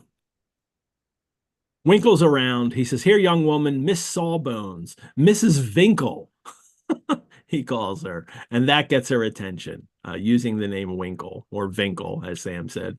And then he lets her know that he lets her know that Winkle is going to drown himself if he doesn't see her. So, and then he lets her know that Ben, her brother, is actually going to kill him in a way that he says, if you don't see him very quick, the Sawbones, Ben Allen, as we've been speaking on, will get as much extra lead in his head as he'll rather damage the development of the organs if they ever put in spirits afterwards. So it's almost a Wellerism. And so Winkle is in danger if you don't, join up with him. So she agrees, and she's like, oh, what can I do? And Sam says, it's the suspicion of a priory attachment, as is the cause of it all. Priory attachment, the prior attachment that she has. Sam loves calling it a priory attachment, in a way that I think almost he knows what he's saying. Like he knows he's getting it wrong, but he's saying it anyway.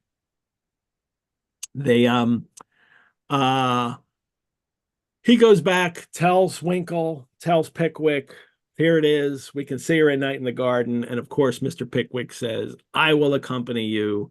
And this is when he says, as I said earlier, that, he must accompany them to keep everything all proper and above board. Of course, this is the danger you get yourself into. Like, oh, I know. I'll go into the garden of this lady's establishment and warn them that, like, this is the trick that Jingle got Pickwick to do. So he'll get caught in a garden, in a lady's establishment. Here he'll get caught in a garden with a young woman. This is what you're not supposed to do, Mr. Pickwick. But before he goes back to Pickwick, Sam crawls into the tree to wait for her and has a chat with her himself. Oh yeah, to find out about the prior attachment, and then he knows and can go. So now they know. Luckily, Pickwick. I don't think Pickwick has to crawl in the tree. Just be boosted over No, yes, he'll just need to get boosted over or boosted up, and then Winkle will climb over. Well, Mr.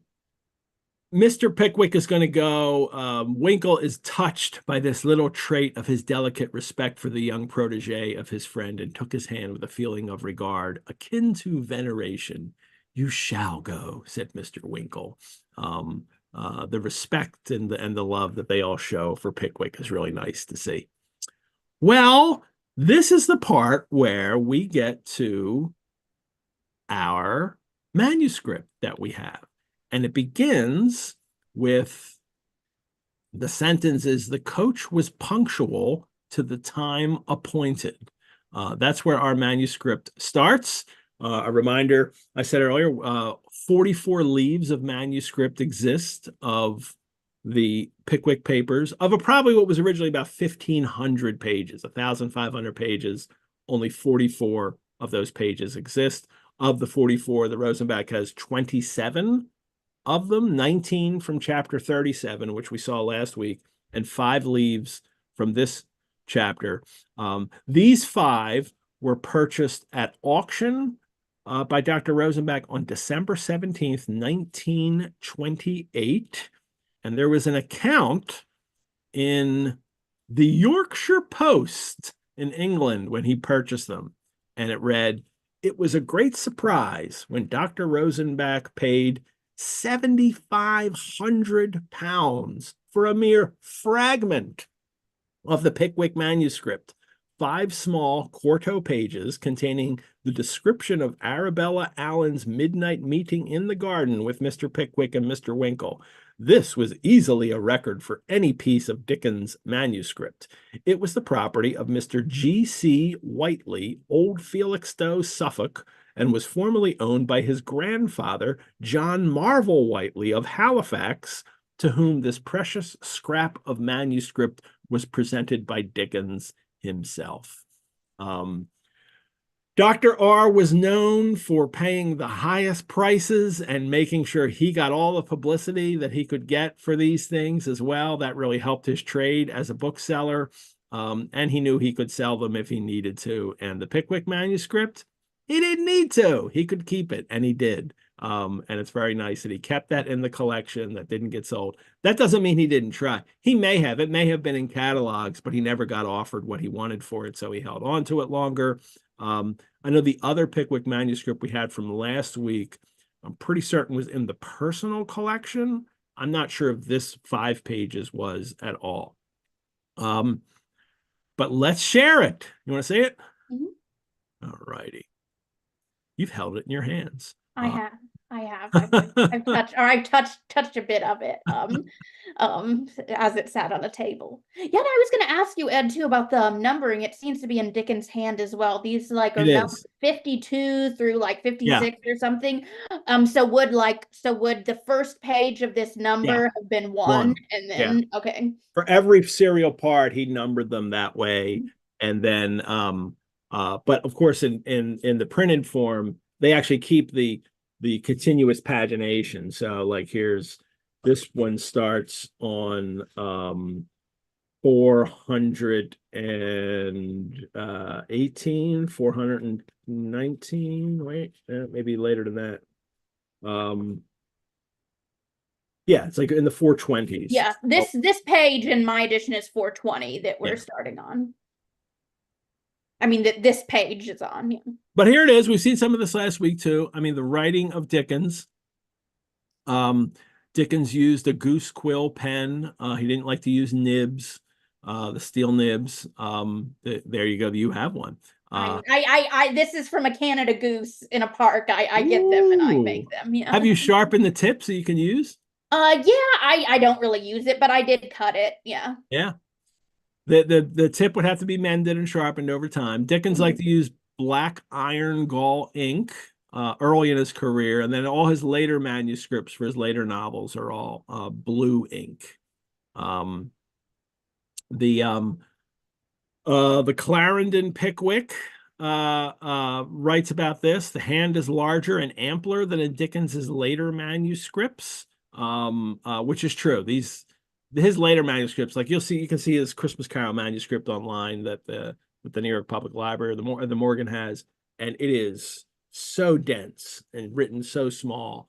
But here he's just scribbling across the page as fast as he can, in basically a kind of one draft thing. And you'll see he'll make corrections on this, but this is every, issue we read is pretty much a first draft. It's just got a few corrections in it. That's all. You can see one cross out there. I don't know what word that is. Right there. Yeah, and you have it. Yeah, you have right here. Of his coat pockets, he crossed out something before coat. Yeah. Yeah. I'm not sure we know it. I'm not sure we can read. Oh, great coat. It said great coat pockets, and the great was crossed out. He didn't need that. Took it off.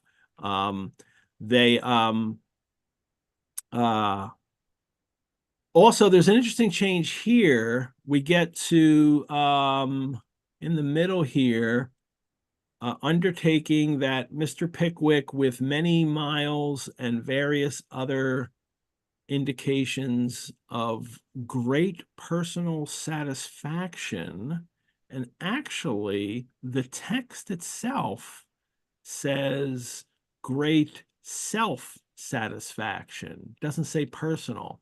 And that's not corrected in the manuscript. So that must be a case where, and certainly the compositor who's setting the type's not going to change that.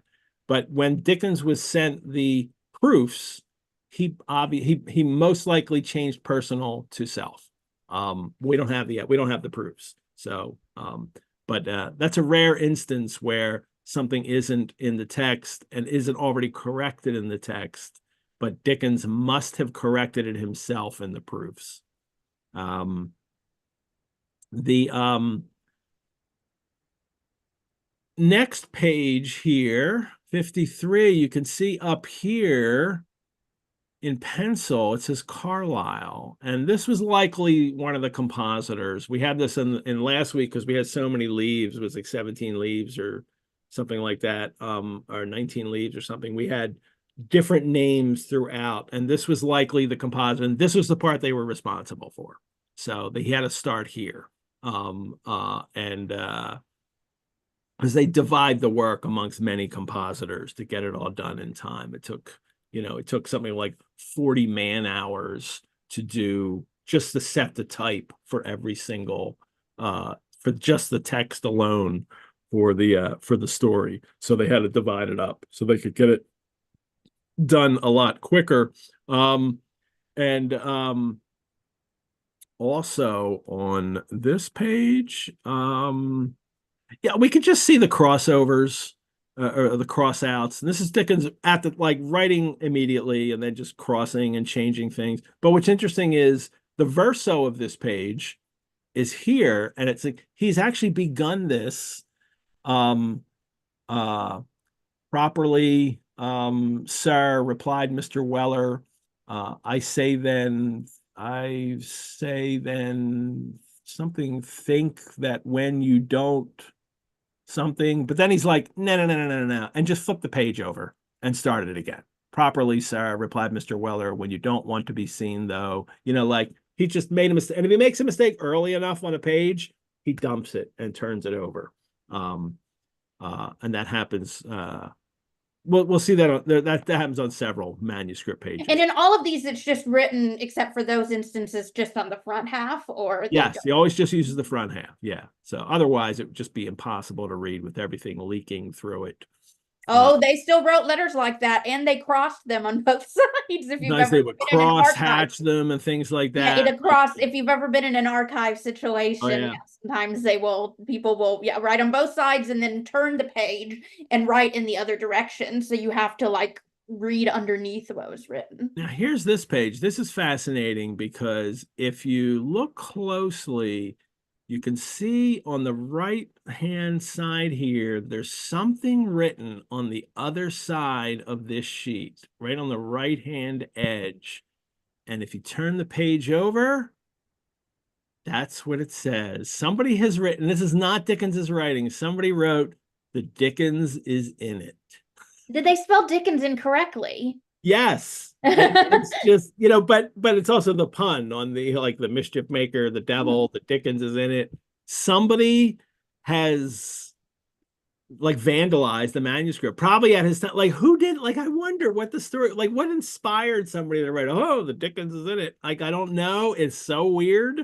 I love that it's there. Please vandalize more manuscripts like this in this way on the back in a little hand. A commentary on what it is. That's fascinating to come across. Um, but I love that. The Dickens is in it.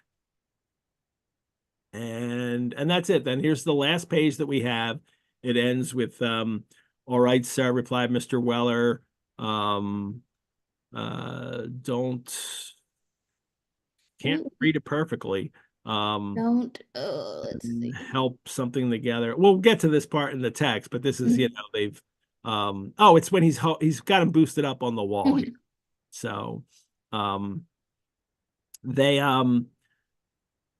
then it says, all right, sir, replied Mr. Weller, don't be any longer than you can don't be conveniently longer help. than you can conveniently help, sir. Conveniently You're help. rather, and it's going to be heavy.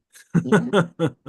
So they and that's the only piece that we have for this part. They so much of this manuscript was lost, as Dickens' early manuscripts were.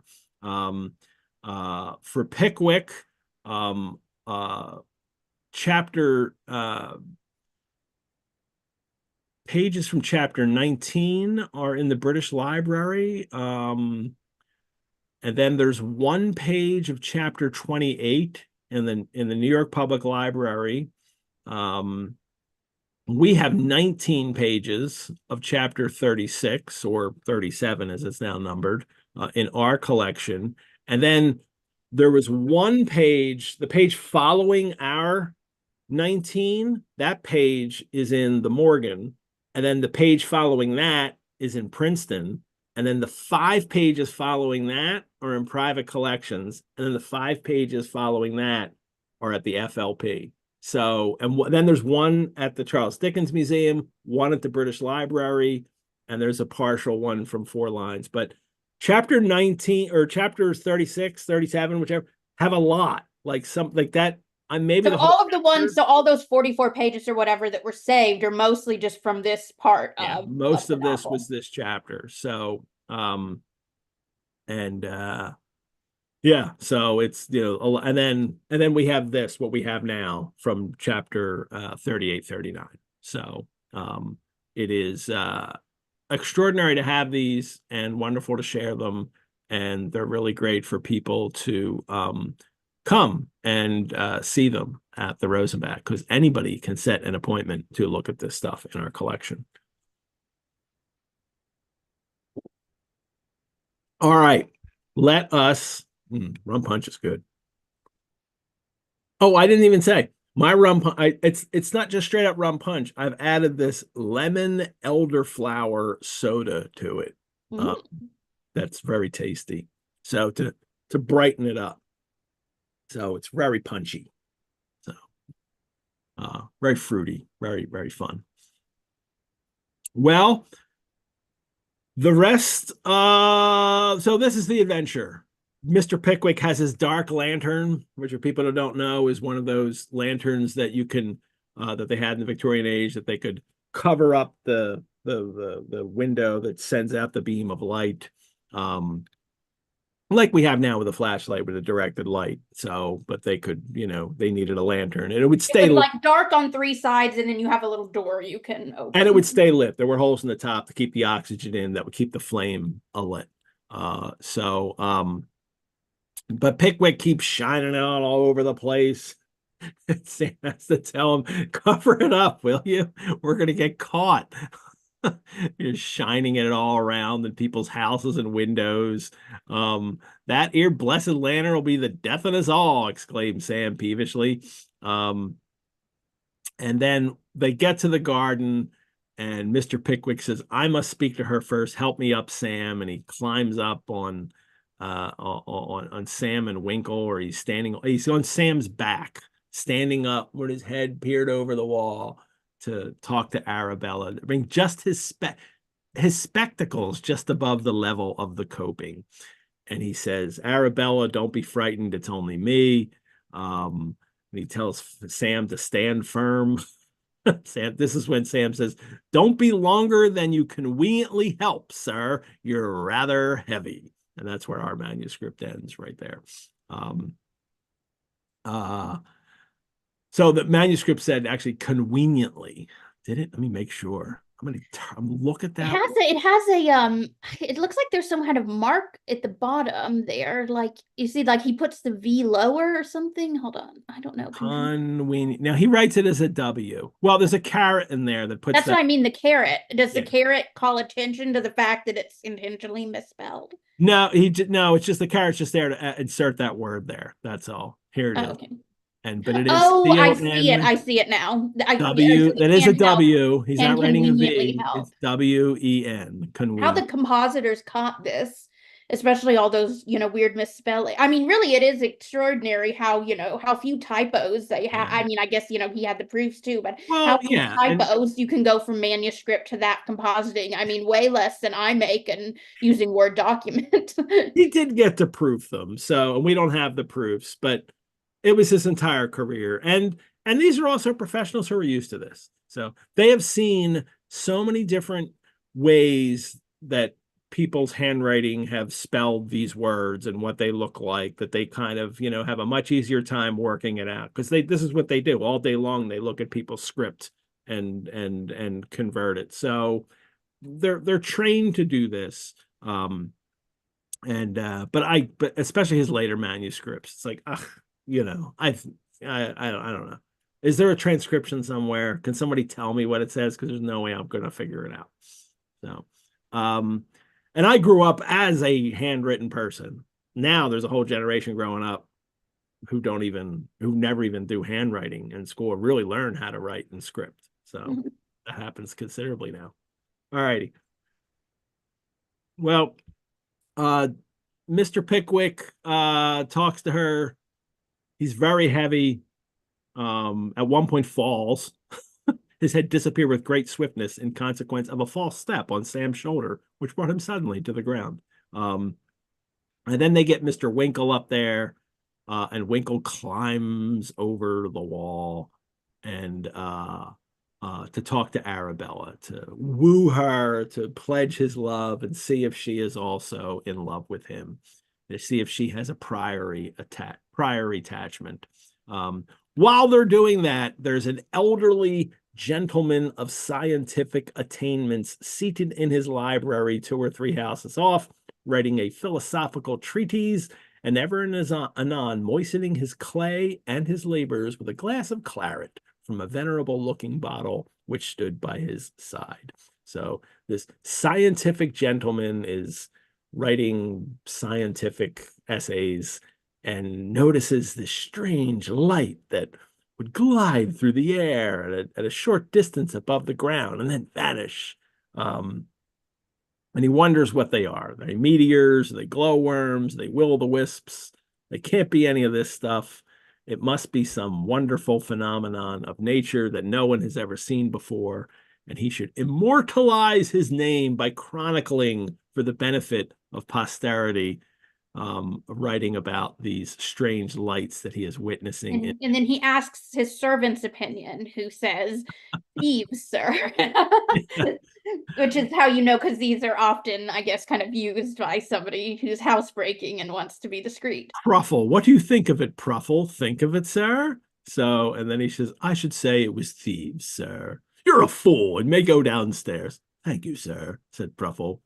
Talk about Jeeves. That was a total Jeeves moment right here. I don't know if you ever read P.G. Wodehouse. This is a perfect Jeeves moment where, like, he's just being taciturn and, just very plain spoken, but he's right. It's, well, he's not right. They're not thieves, but he's closer. He's a lot closer. It's a guy with a lantern in the alley. That's what it is. So, but this reminds me a lot of Pickwick discovering the inscription on the stone in serial number 4 that actually said Bill Stumps his mark, but he thought it was like, because it wasn't written out straight, and it was some fabulous discovery. And Dickens loves this, satirizing these, amateur antiquarians, amateur scientists, which were so big a part of, the 19th century. This is kind of how Pickwick begins, doesn't it? That there's it talks about some sort of discovery. Tittlebats! Yes, the tittlebats. And that kind of scientific aspect of Pickwick falls off pretty quickly as the character evolves. We don't see, he at the beginning he makes, an effort to say, oh, and he stops and he jots stuff down in his journal, justifying the reason that these recollections are written down, but that conceit falls off over time. He's brought it back for the end of this, and it's very funny because then they Winkle, makes it up with Arabella. Yes, they're in love, and then as they're all leaving, the old scientific gentleman, as they're running down the alley, he sticks his head out, and seeing a man's head peeping out very cautious. Sam, seeing a man's head peeping out very cautiously within a half yard of his own, gave it a gentle tap with his clenched fist, which knocked it with a hollow sound against the gate. And they run away. And actually, then Sam puts Pickwick on his back and has to run him out of there. And at the very end of the chapter, as to the scientific gentleman, he demonstrated in a masterly treatise that these wonderful lights were the effect of electricity, and clearly proved the same by detailing how a flash of fire danced before his eyes when he put his head out of the gate, and how he received a shock which stunned him for a quarter of an hour afterwards, which demonstration delighted all the scientific associations beyond measure and caused him to be considered a light of science ever afterwards. So he got what he wanted, and he got the scientific glory of discovering these lights that only occurred in his alley. And one of the Crow-Quill sketches for this number is Sam carrying Pickwick on his back, I think. Is it? Let me go back and find. Oh, well, that's in the future. I'd have to go back and find that one. Yeah, you'd have to go. It hasn't been made yet, but that's one of the little vignettes he'll pick for this. Yeah, it'll be in my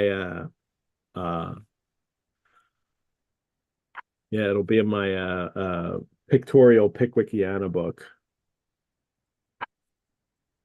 Oh my gosh, there's so many in here. Oh, I'll look at that forever. They ancient aliens, someone has said in the chat. So that's what, they would have loved. Oh, this old scientific gentleman would have loved that. Well, we're into chapter 40 now, which introduces Mr. Pickwick to a new and not uninteresting scene in the great drama of life. Trinity term, after a couple rum punches, those T's are hard. Trinity term has commenced. You need a wet handkerchief. I need a wet towel on my head. Yeah. That would be hilarious. I just remember in Total Recall, the original Total Recall with Schwarzenegger, the wet towel on his head that he wraps up looks at to look like a turban. It blocks the signals from the tracker that's in his head. So the wet towel will block signals if you have a tracker in your head, maybe, but not gonna sober you up any. Trinity term has commenced, and for those who don't, it's the legal term. It's the legal year is divided into 4 terms: Trinity, Michaelmas, Hilary, and Easter. In order, well, Michaelmas is the fall. It's basically the fall. Michaelmas, Hilary is winter, Easter's like early spring, and Trinity is kind of like late spring. It's like May to June. Yes. And these are also specifically Michaelmas, but these are also the dates when these seasons start, when people get hired and fired, and when people get paid. Yeah, and school terms start, and they're all circled. They're all centered around these religious holidays that happen on the calendar, and become and his audience would have just known, oh, Trinity term. They would just know, okay, there you go. It's It's what, like May. It's like middle of May or something like that. They just get that right off the bat. Or late April. I'm not even sure.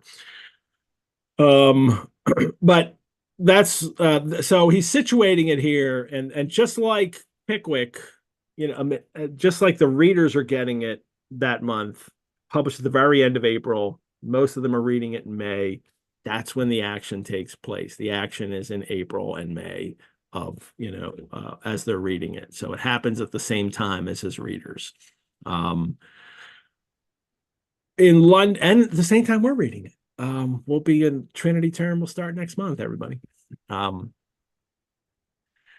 He's back at the George and Vulture. That's where he's been staying because he can't stay at the bar, Mrs. Parnell's any longer. And they I'm so sad that I didn't get to be on for the what is it, chops and tomato sauce. It's one of my favorite trial.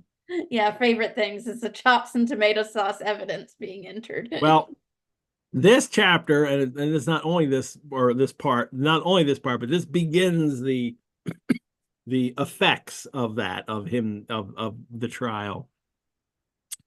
And a vehicle pulls up at the George and Vulture, which is very strange. It's not exactly a gig, neither was it a Stanhope. It's not a guillotine cabriolet or a chase. It's this kind of, what pulls up is Dickens is playing around with all the names of these carts, is a very kind of unusual, flashy vehicle that's yellow and it's got this black trim. And it's a vehicle making its statement. It's somebody pulling up in like a really nice looking sports car, is what it is. And it's the sheriff's deputy Namby, who is also himself, he's a man about 40 with black hair, carefully combed whiskers, lots of jewelry. He's he's letting everybody know that I'm an important person. And he's just the sheriff's deputy. That's what he is. Sam knows that something's up right away when he sees him, and especially because there's another guy, like a shabby looking guy, big guy who's with him. Sam blocks Namby's way into the building, and he calls up the other guy, Smooch or Smouch, to come get him through. And he does.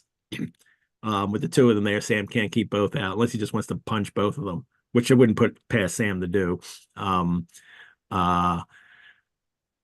Namby goes in, asks for Pickwick's room with Botany Bay ease, it says, and New South Wales gentility. So Dickens describes him as speaking like someone who goes to the prison colonies. Maybe that's where he originated. I don't know. Maybe he was there and came back to England and got this job. Maybe that's what he's trying to, let us know. But he's definitely someone associated with criminals. And when they get up to the room, he bursts into the room, and Mr. Pickwick's room, and Pickwick wakes up from bed and says, "Shaving water, Sam?" And Namby says, "Shave you directly, Mr. Pickwick. I've got an execution against you at the suit of Bardell. Here's the warrant. Come please. Here's my card. I suppose you'll come over to my house." Sam comes in and tries to kick them out. What does he say? "Are you a Quaker?" said Sam. Meaning he's daring him. Like, if you're a Quaker, you won't fight me, but you're not a Quaker, so you're going to fight, right? And Sam says, "Take your hat off," and he doesn't. So Sam knocked Mr. Namby's hat to the other side of the room with such violence that he had very nearly caused him to swallow the gold toothpick into the bargain. Namby's apparently got a gold toothpick in his mouth. That wouldn't be good in my teeth. That's gonna hurt. A metal toothpick? I'm not gonna like that. Namby plays it by the books, though. "I'm in bodily fear. I call you to witness this, that, if Sam does literally fight him, then that's, going to help, the Namby or the law in arresting Pickwick." And Sam tells Mr. Pickwick to "Shut your eyes up tight, sir. I'd pitch him out a window, only he couldn't fall far enough because of the leads outside." So Pickwick tells him to stop. We can't fight, and tells him to pick up his hat. Sam's like, okay, I'm not going to fight, but I'm not going to pick up his hat. Sam does not return the hat, flatly and positively refused to pick up the hat, and told Namby that if he puts it on again, he's going to knock it into the latter end of next week. So Sam is nothing but not on your side. If you want somebody on, you need somebody on your side, you want it to be Sam. He is going to, put the fear in anybody who's going to threaten you. Well, but there's nothing they can do. Mr. Pickwick is going to be arrested, and that's fine. He knows he's going to be arrested, and he goes willingly. They take him off to a house with iron bars on all the windows, Namby, officer to the sheriffs of London, sign out front, and Mr. Pickwick is shown into the coffee room. Now, this might surprise people now who might think, well, you got arrested and you went to some guy's house. Yeah, that's where you went. The sheriffs and deputies, there was a house that you would wind up going to. Now, Namby got paid for this. He got paid not only as his job to do this, but he would get fees from the people he brought to his house to feed them, to provide them with, coffee or booze or food in his house. And then you would go from the house to either to court or jail or or prison. It's a very, could happen, and the legal process would start. But basically you're in somebody's house first. And they like this because what would happen was, if this gives you time to pay your debts, because of the judgment against Pickwick and the other people that he meets here, they could write to their family or friends or whatever and say, I'm in this house, can you get me out? And then you would maybe you'd be released before, if you pay your bills, before you're then go to prison. So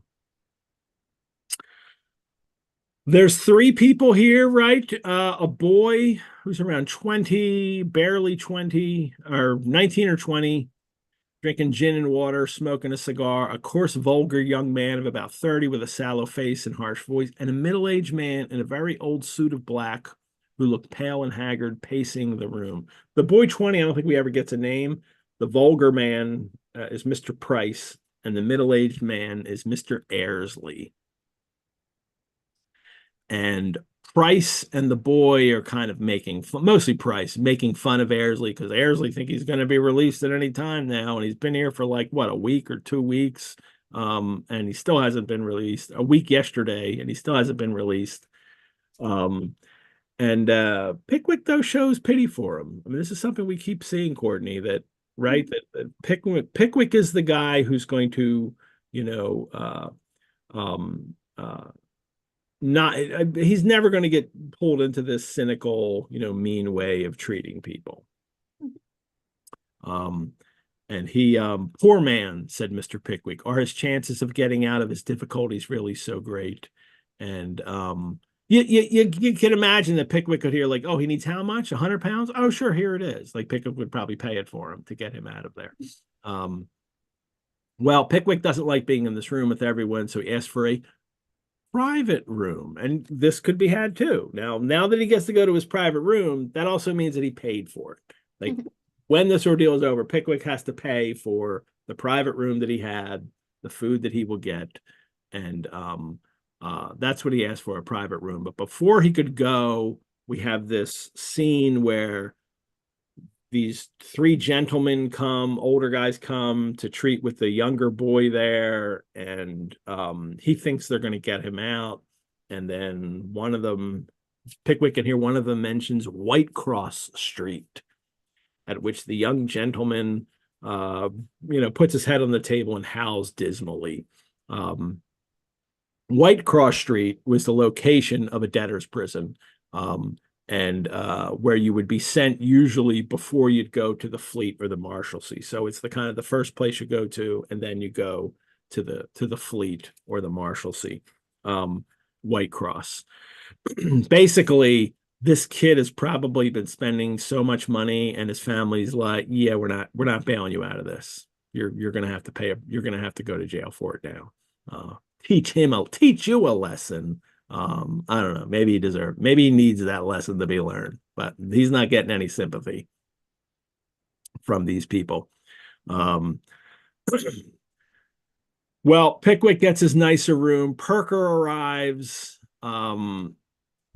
Courtney thinks that Pickwick's finally, you've been arrested. Now you'll pay, right? And Pickwick's like, not paying a cent. Now you'll see the absurdity of this conduct. And Mr. Pickwick says, let me hear no more of this. I see no advantage in staying here, so I shall go to prison tonight.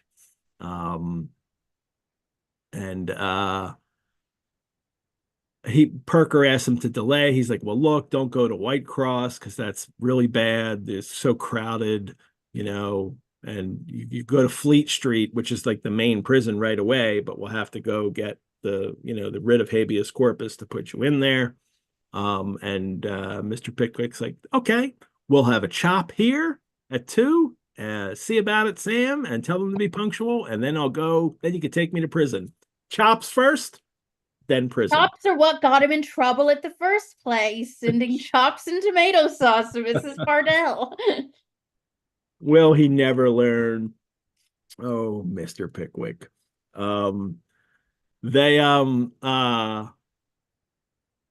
So he does, they get his lunch, and then they come and they go to the sergeant's inn, one of the inns of court here, one King's Bench, one Common Pleas. And it's just so dingy and dirty here. And this is what Pickwick knew, or Dickens knew these places. Dickens worked in these, courts and lived in Furnival's Inn right at the courts.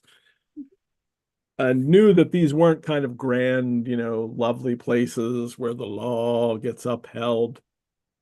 It all looks like this. And I myself was a little bit confused about like the people who Pickwick is wondering who they are. Even the explanation didn't make a ton of sense to me. The bail guys. Yeah. The shabby genteel men. Mm-hmm. What they are is, and they come and they, one of them gives a card to Mr. Pickwick because and that's like the kind of contract right there that now Pickwick will call it. He'll go in for Pickwick. And what happens is then when they call people in to be held for bail to await their, jail sentences, these guys would go in and do that for you for, what is it, a crown? What is he charging? Half a crown, I think. Half a crown. He's literally bail. He is the person that will go in and, wind up going to White Cross. Mm-hmm. Mr. Pickwick is, out on his own, hopefully getting money to get him out of there. Now, this person isn't going to be jailed permanently because he's not the person, but he will serve the bail in the meantime for whatever place you might be held, whether it could be a sponging house where he was just at, Namby's house, or it could be White Cross. And this is where the bail people would volunteer. Well, they don't volunteer, and they're getting paid to go there. This is how they make their money. So Pickwick is horrified by this. Perker is like, what's the big deal? Pickwick calls it perjury because they're not the person that is supposed to be held. But Perker realizes that, yeah, but the system allows for that. So because people need to get paid, and these guys now get paid for this, and that's fine. So it is. Dickens himself will never accept this kind of thing, this kind of chicanery that goes on in the court system, but it is what happens. It gets even worse as they go in and for the thing and the kind of pandemonium. There's people fighting, there's scuffles and squabbles, and all the clerks and the functionaries, and everybody needs their affidavit. It's almost like one of those, like you think like the picture, like the Wall Street floor, like everybody yelling and waving their papers. And Pickwick wants, his Pickwick's trying to hurry. Well, Perker's trying to hurry it all along for him. People come out and you get these great names. The clerk hurried in and Sniggle and Blink, cried the tenor. Porkin and Snob, growled the bass. Stumpy and Deacon, cried the newcomer. I mean, Dickens loves these names, people that would be in the courts. This sounds like a children's show, right? Sniggle and Blink, Porkin and Snob, Stumpy and Deacon, like the new banana splits. They're waiting. Mr. Pickwick says they're waiting to get their habeas corpus ready. Sam has a great pun on habeas corpus, which for people know it's the writ that you get that to remove a body, that the corpus, the body, the person literally of the prisoner to jail. And Sam's pun on it is have his carcass. I wish they'd bring out the have his carcass. It's very unpleasant keeping us waiting here. I'd have gotten half a dozen have his carcasses ready, packed up and all by this time. And then have his carcass is a great pun for this because that's kind of what's happening. You're going to get taken off to jail and maybe you won't even survive it. Well, to end the chapter, this is it. He gets taken to Fleet Prison. Fleet Street is a place where debtors were held. It's just amazing to think that you can be in debt and literally go to prison. And of course, this happened to Dickens' dad too. Yep. And we'll get into more of that in the next part in 15 when we get Dickens, or we get Pickwick in the prison and living with all that life. But Dickens lived through this as a child when his father was sent to the Marshalsea prison when Dickens was 12 years old. But here they go. They're taken in, and first he has to sit for his portrait. He learns that he has to have his likeness taken by all the turnkeys, the guys who were in charge of unlocking the doors and letting people in and out. And we have a picture from Fizz for this, for the final picture of this. And I will share. And because obviously this is a day without photography, but they couldn't have had artists come in and draw him. This is taking his likeness. It's literally just he sits in the chair and each of the turnkeys comes and stares at him so they can remember what he looks like. Because of course it's, there's people coming in and out. You may have family members there with you. They're able to leave during the day. The person who's actually in prison can't, but they can, so they know who the actual prisoner is. Mr. Pickwick will have Sam come and stay with him, and Sam can come in and out. Well, Sam, there's a curfew. I mean, there's a time when the prison is locked up, and if you're not out by that time, then you have to stay the night. But before that time, they lock up, you can leave, and then you have to wait in the morning. It opens and people can come in. So there's people coming in and out of the prison all the time. And this is their only security system. It's not a maximum security. They have to recognize the person if he tries to leave and recognize whether or not that's an actual prisoner. So, but there's, there's no IDs then. They don't have identification cards, all of that. And so and this is the scene with him just sitting there staring at them all. There's the bird cage that Sam commented on in the top of this picture. And of course, this first night it says he doesn't have a roommate ready, so he pays to sleep in one of the jailer's beds. Yeah, he's probably just going to be literally lumped, like sitting on a bench somewhere or on the floor sleeping. And then they said, "Oh, well, we can fix you up we could one of the turnkeys had a bed to let that Pickwick could have for this. He's got to pay for it. Like he's going to pay this man whatever, I don't have any pennies or shilling or whatever to use his bed that night, which was probably really awful. Like I don't want to know. I might be better on the floor." And then the chapter ends. They passed through the inner gate and descended a short flight of steps. The key was turned after them, and Mr. Pickwick found himself for the first time in his life within the walls of a debtor's prison. A nightmare for Charles Dickens himself, and one he kept secret to the reading public for his whole life, is his and his family's experience in the debtor's prison.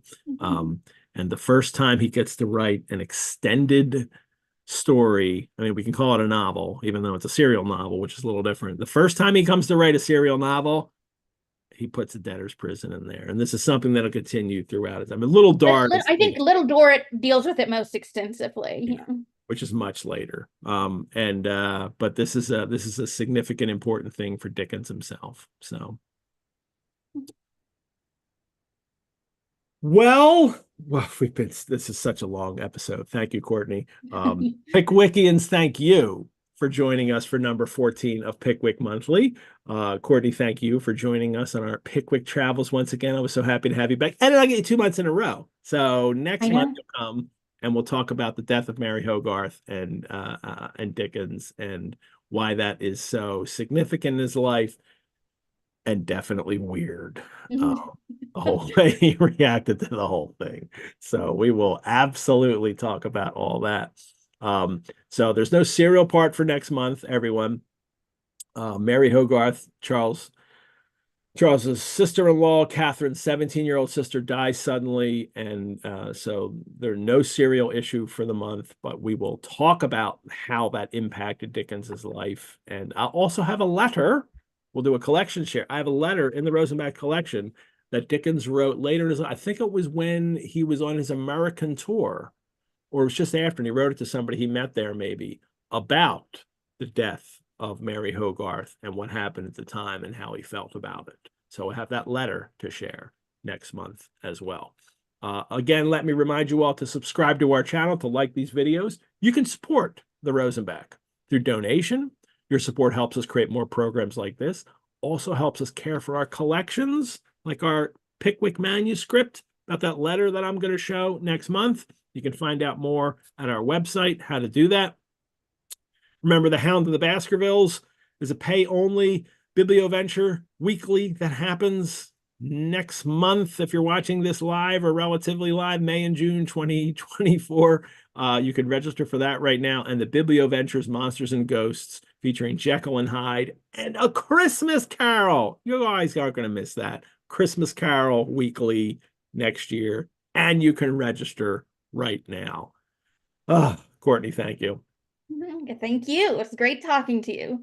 I am Edward G. Pettit, everyone, of the Rosenbach Museum and Library. I'll see you all next month for our special monthly episode on the death of Mary Hogarth. Until then, enjoy your patent digesters. Thank you.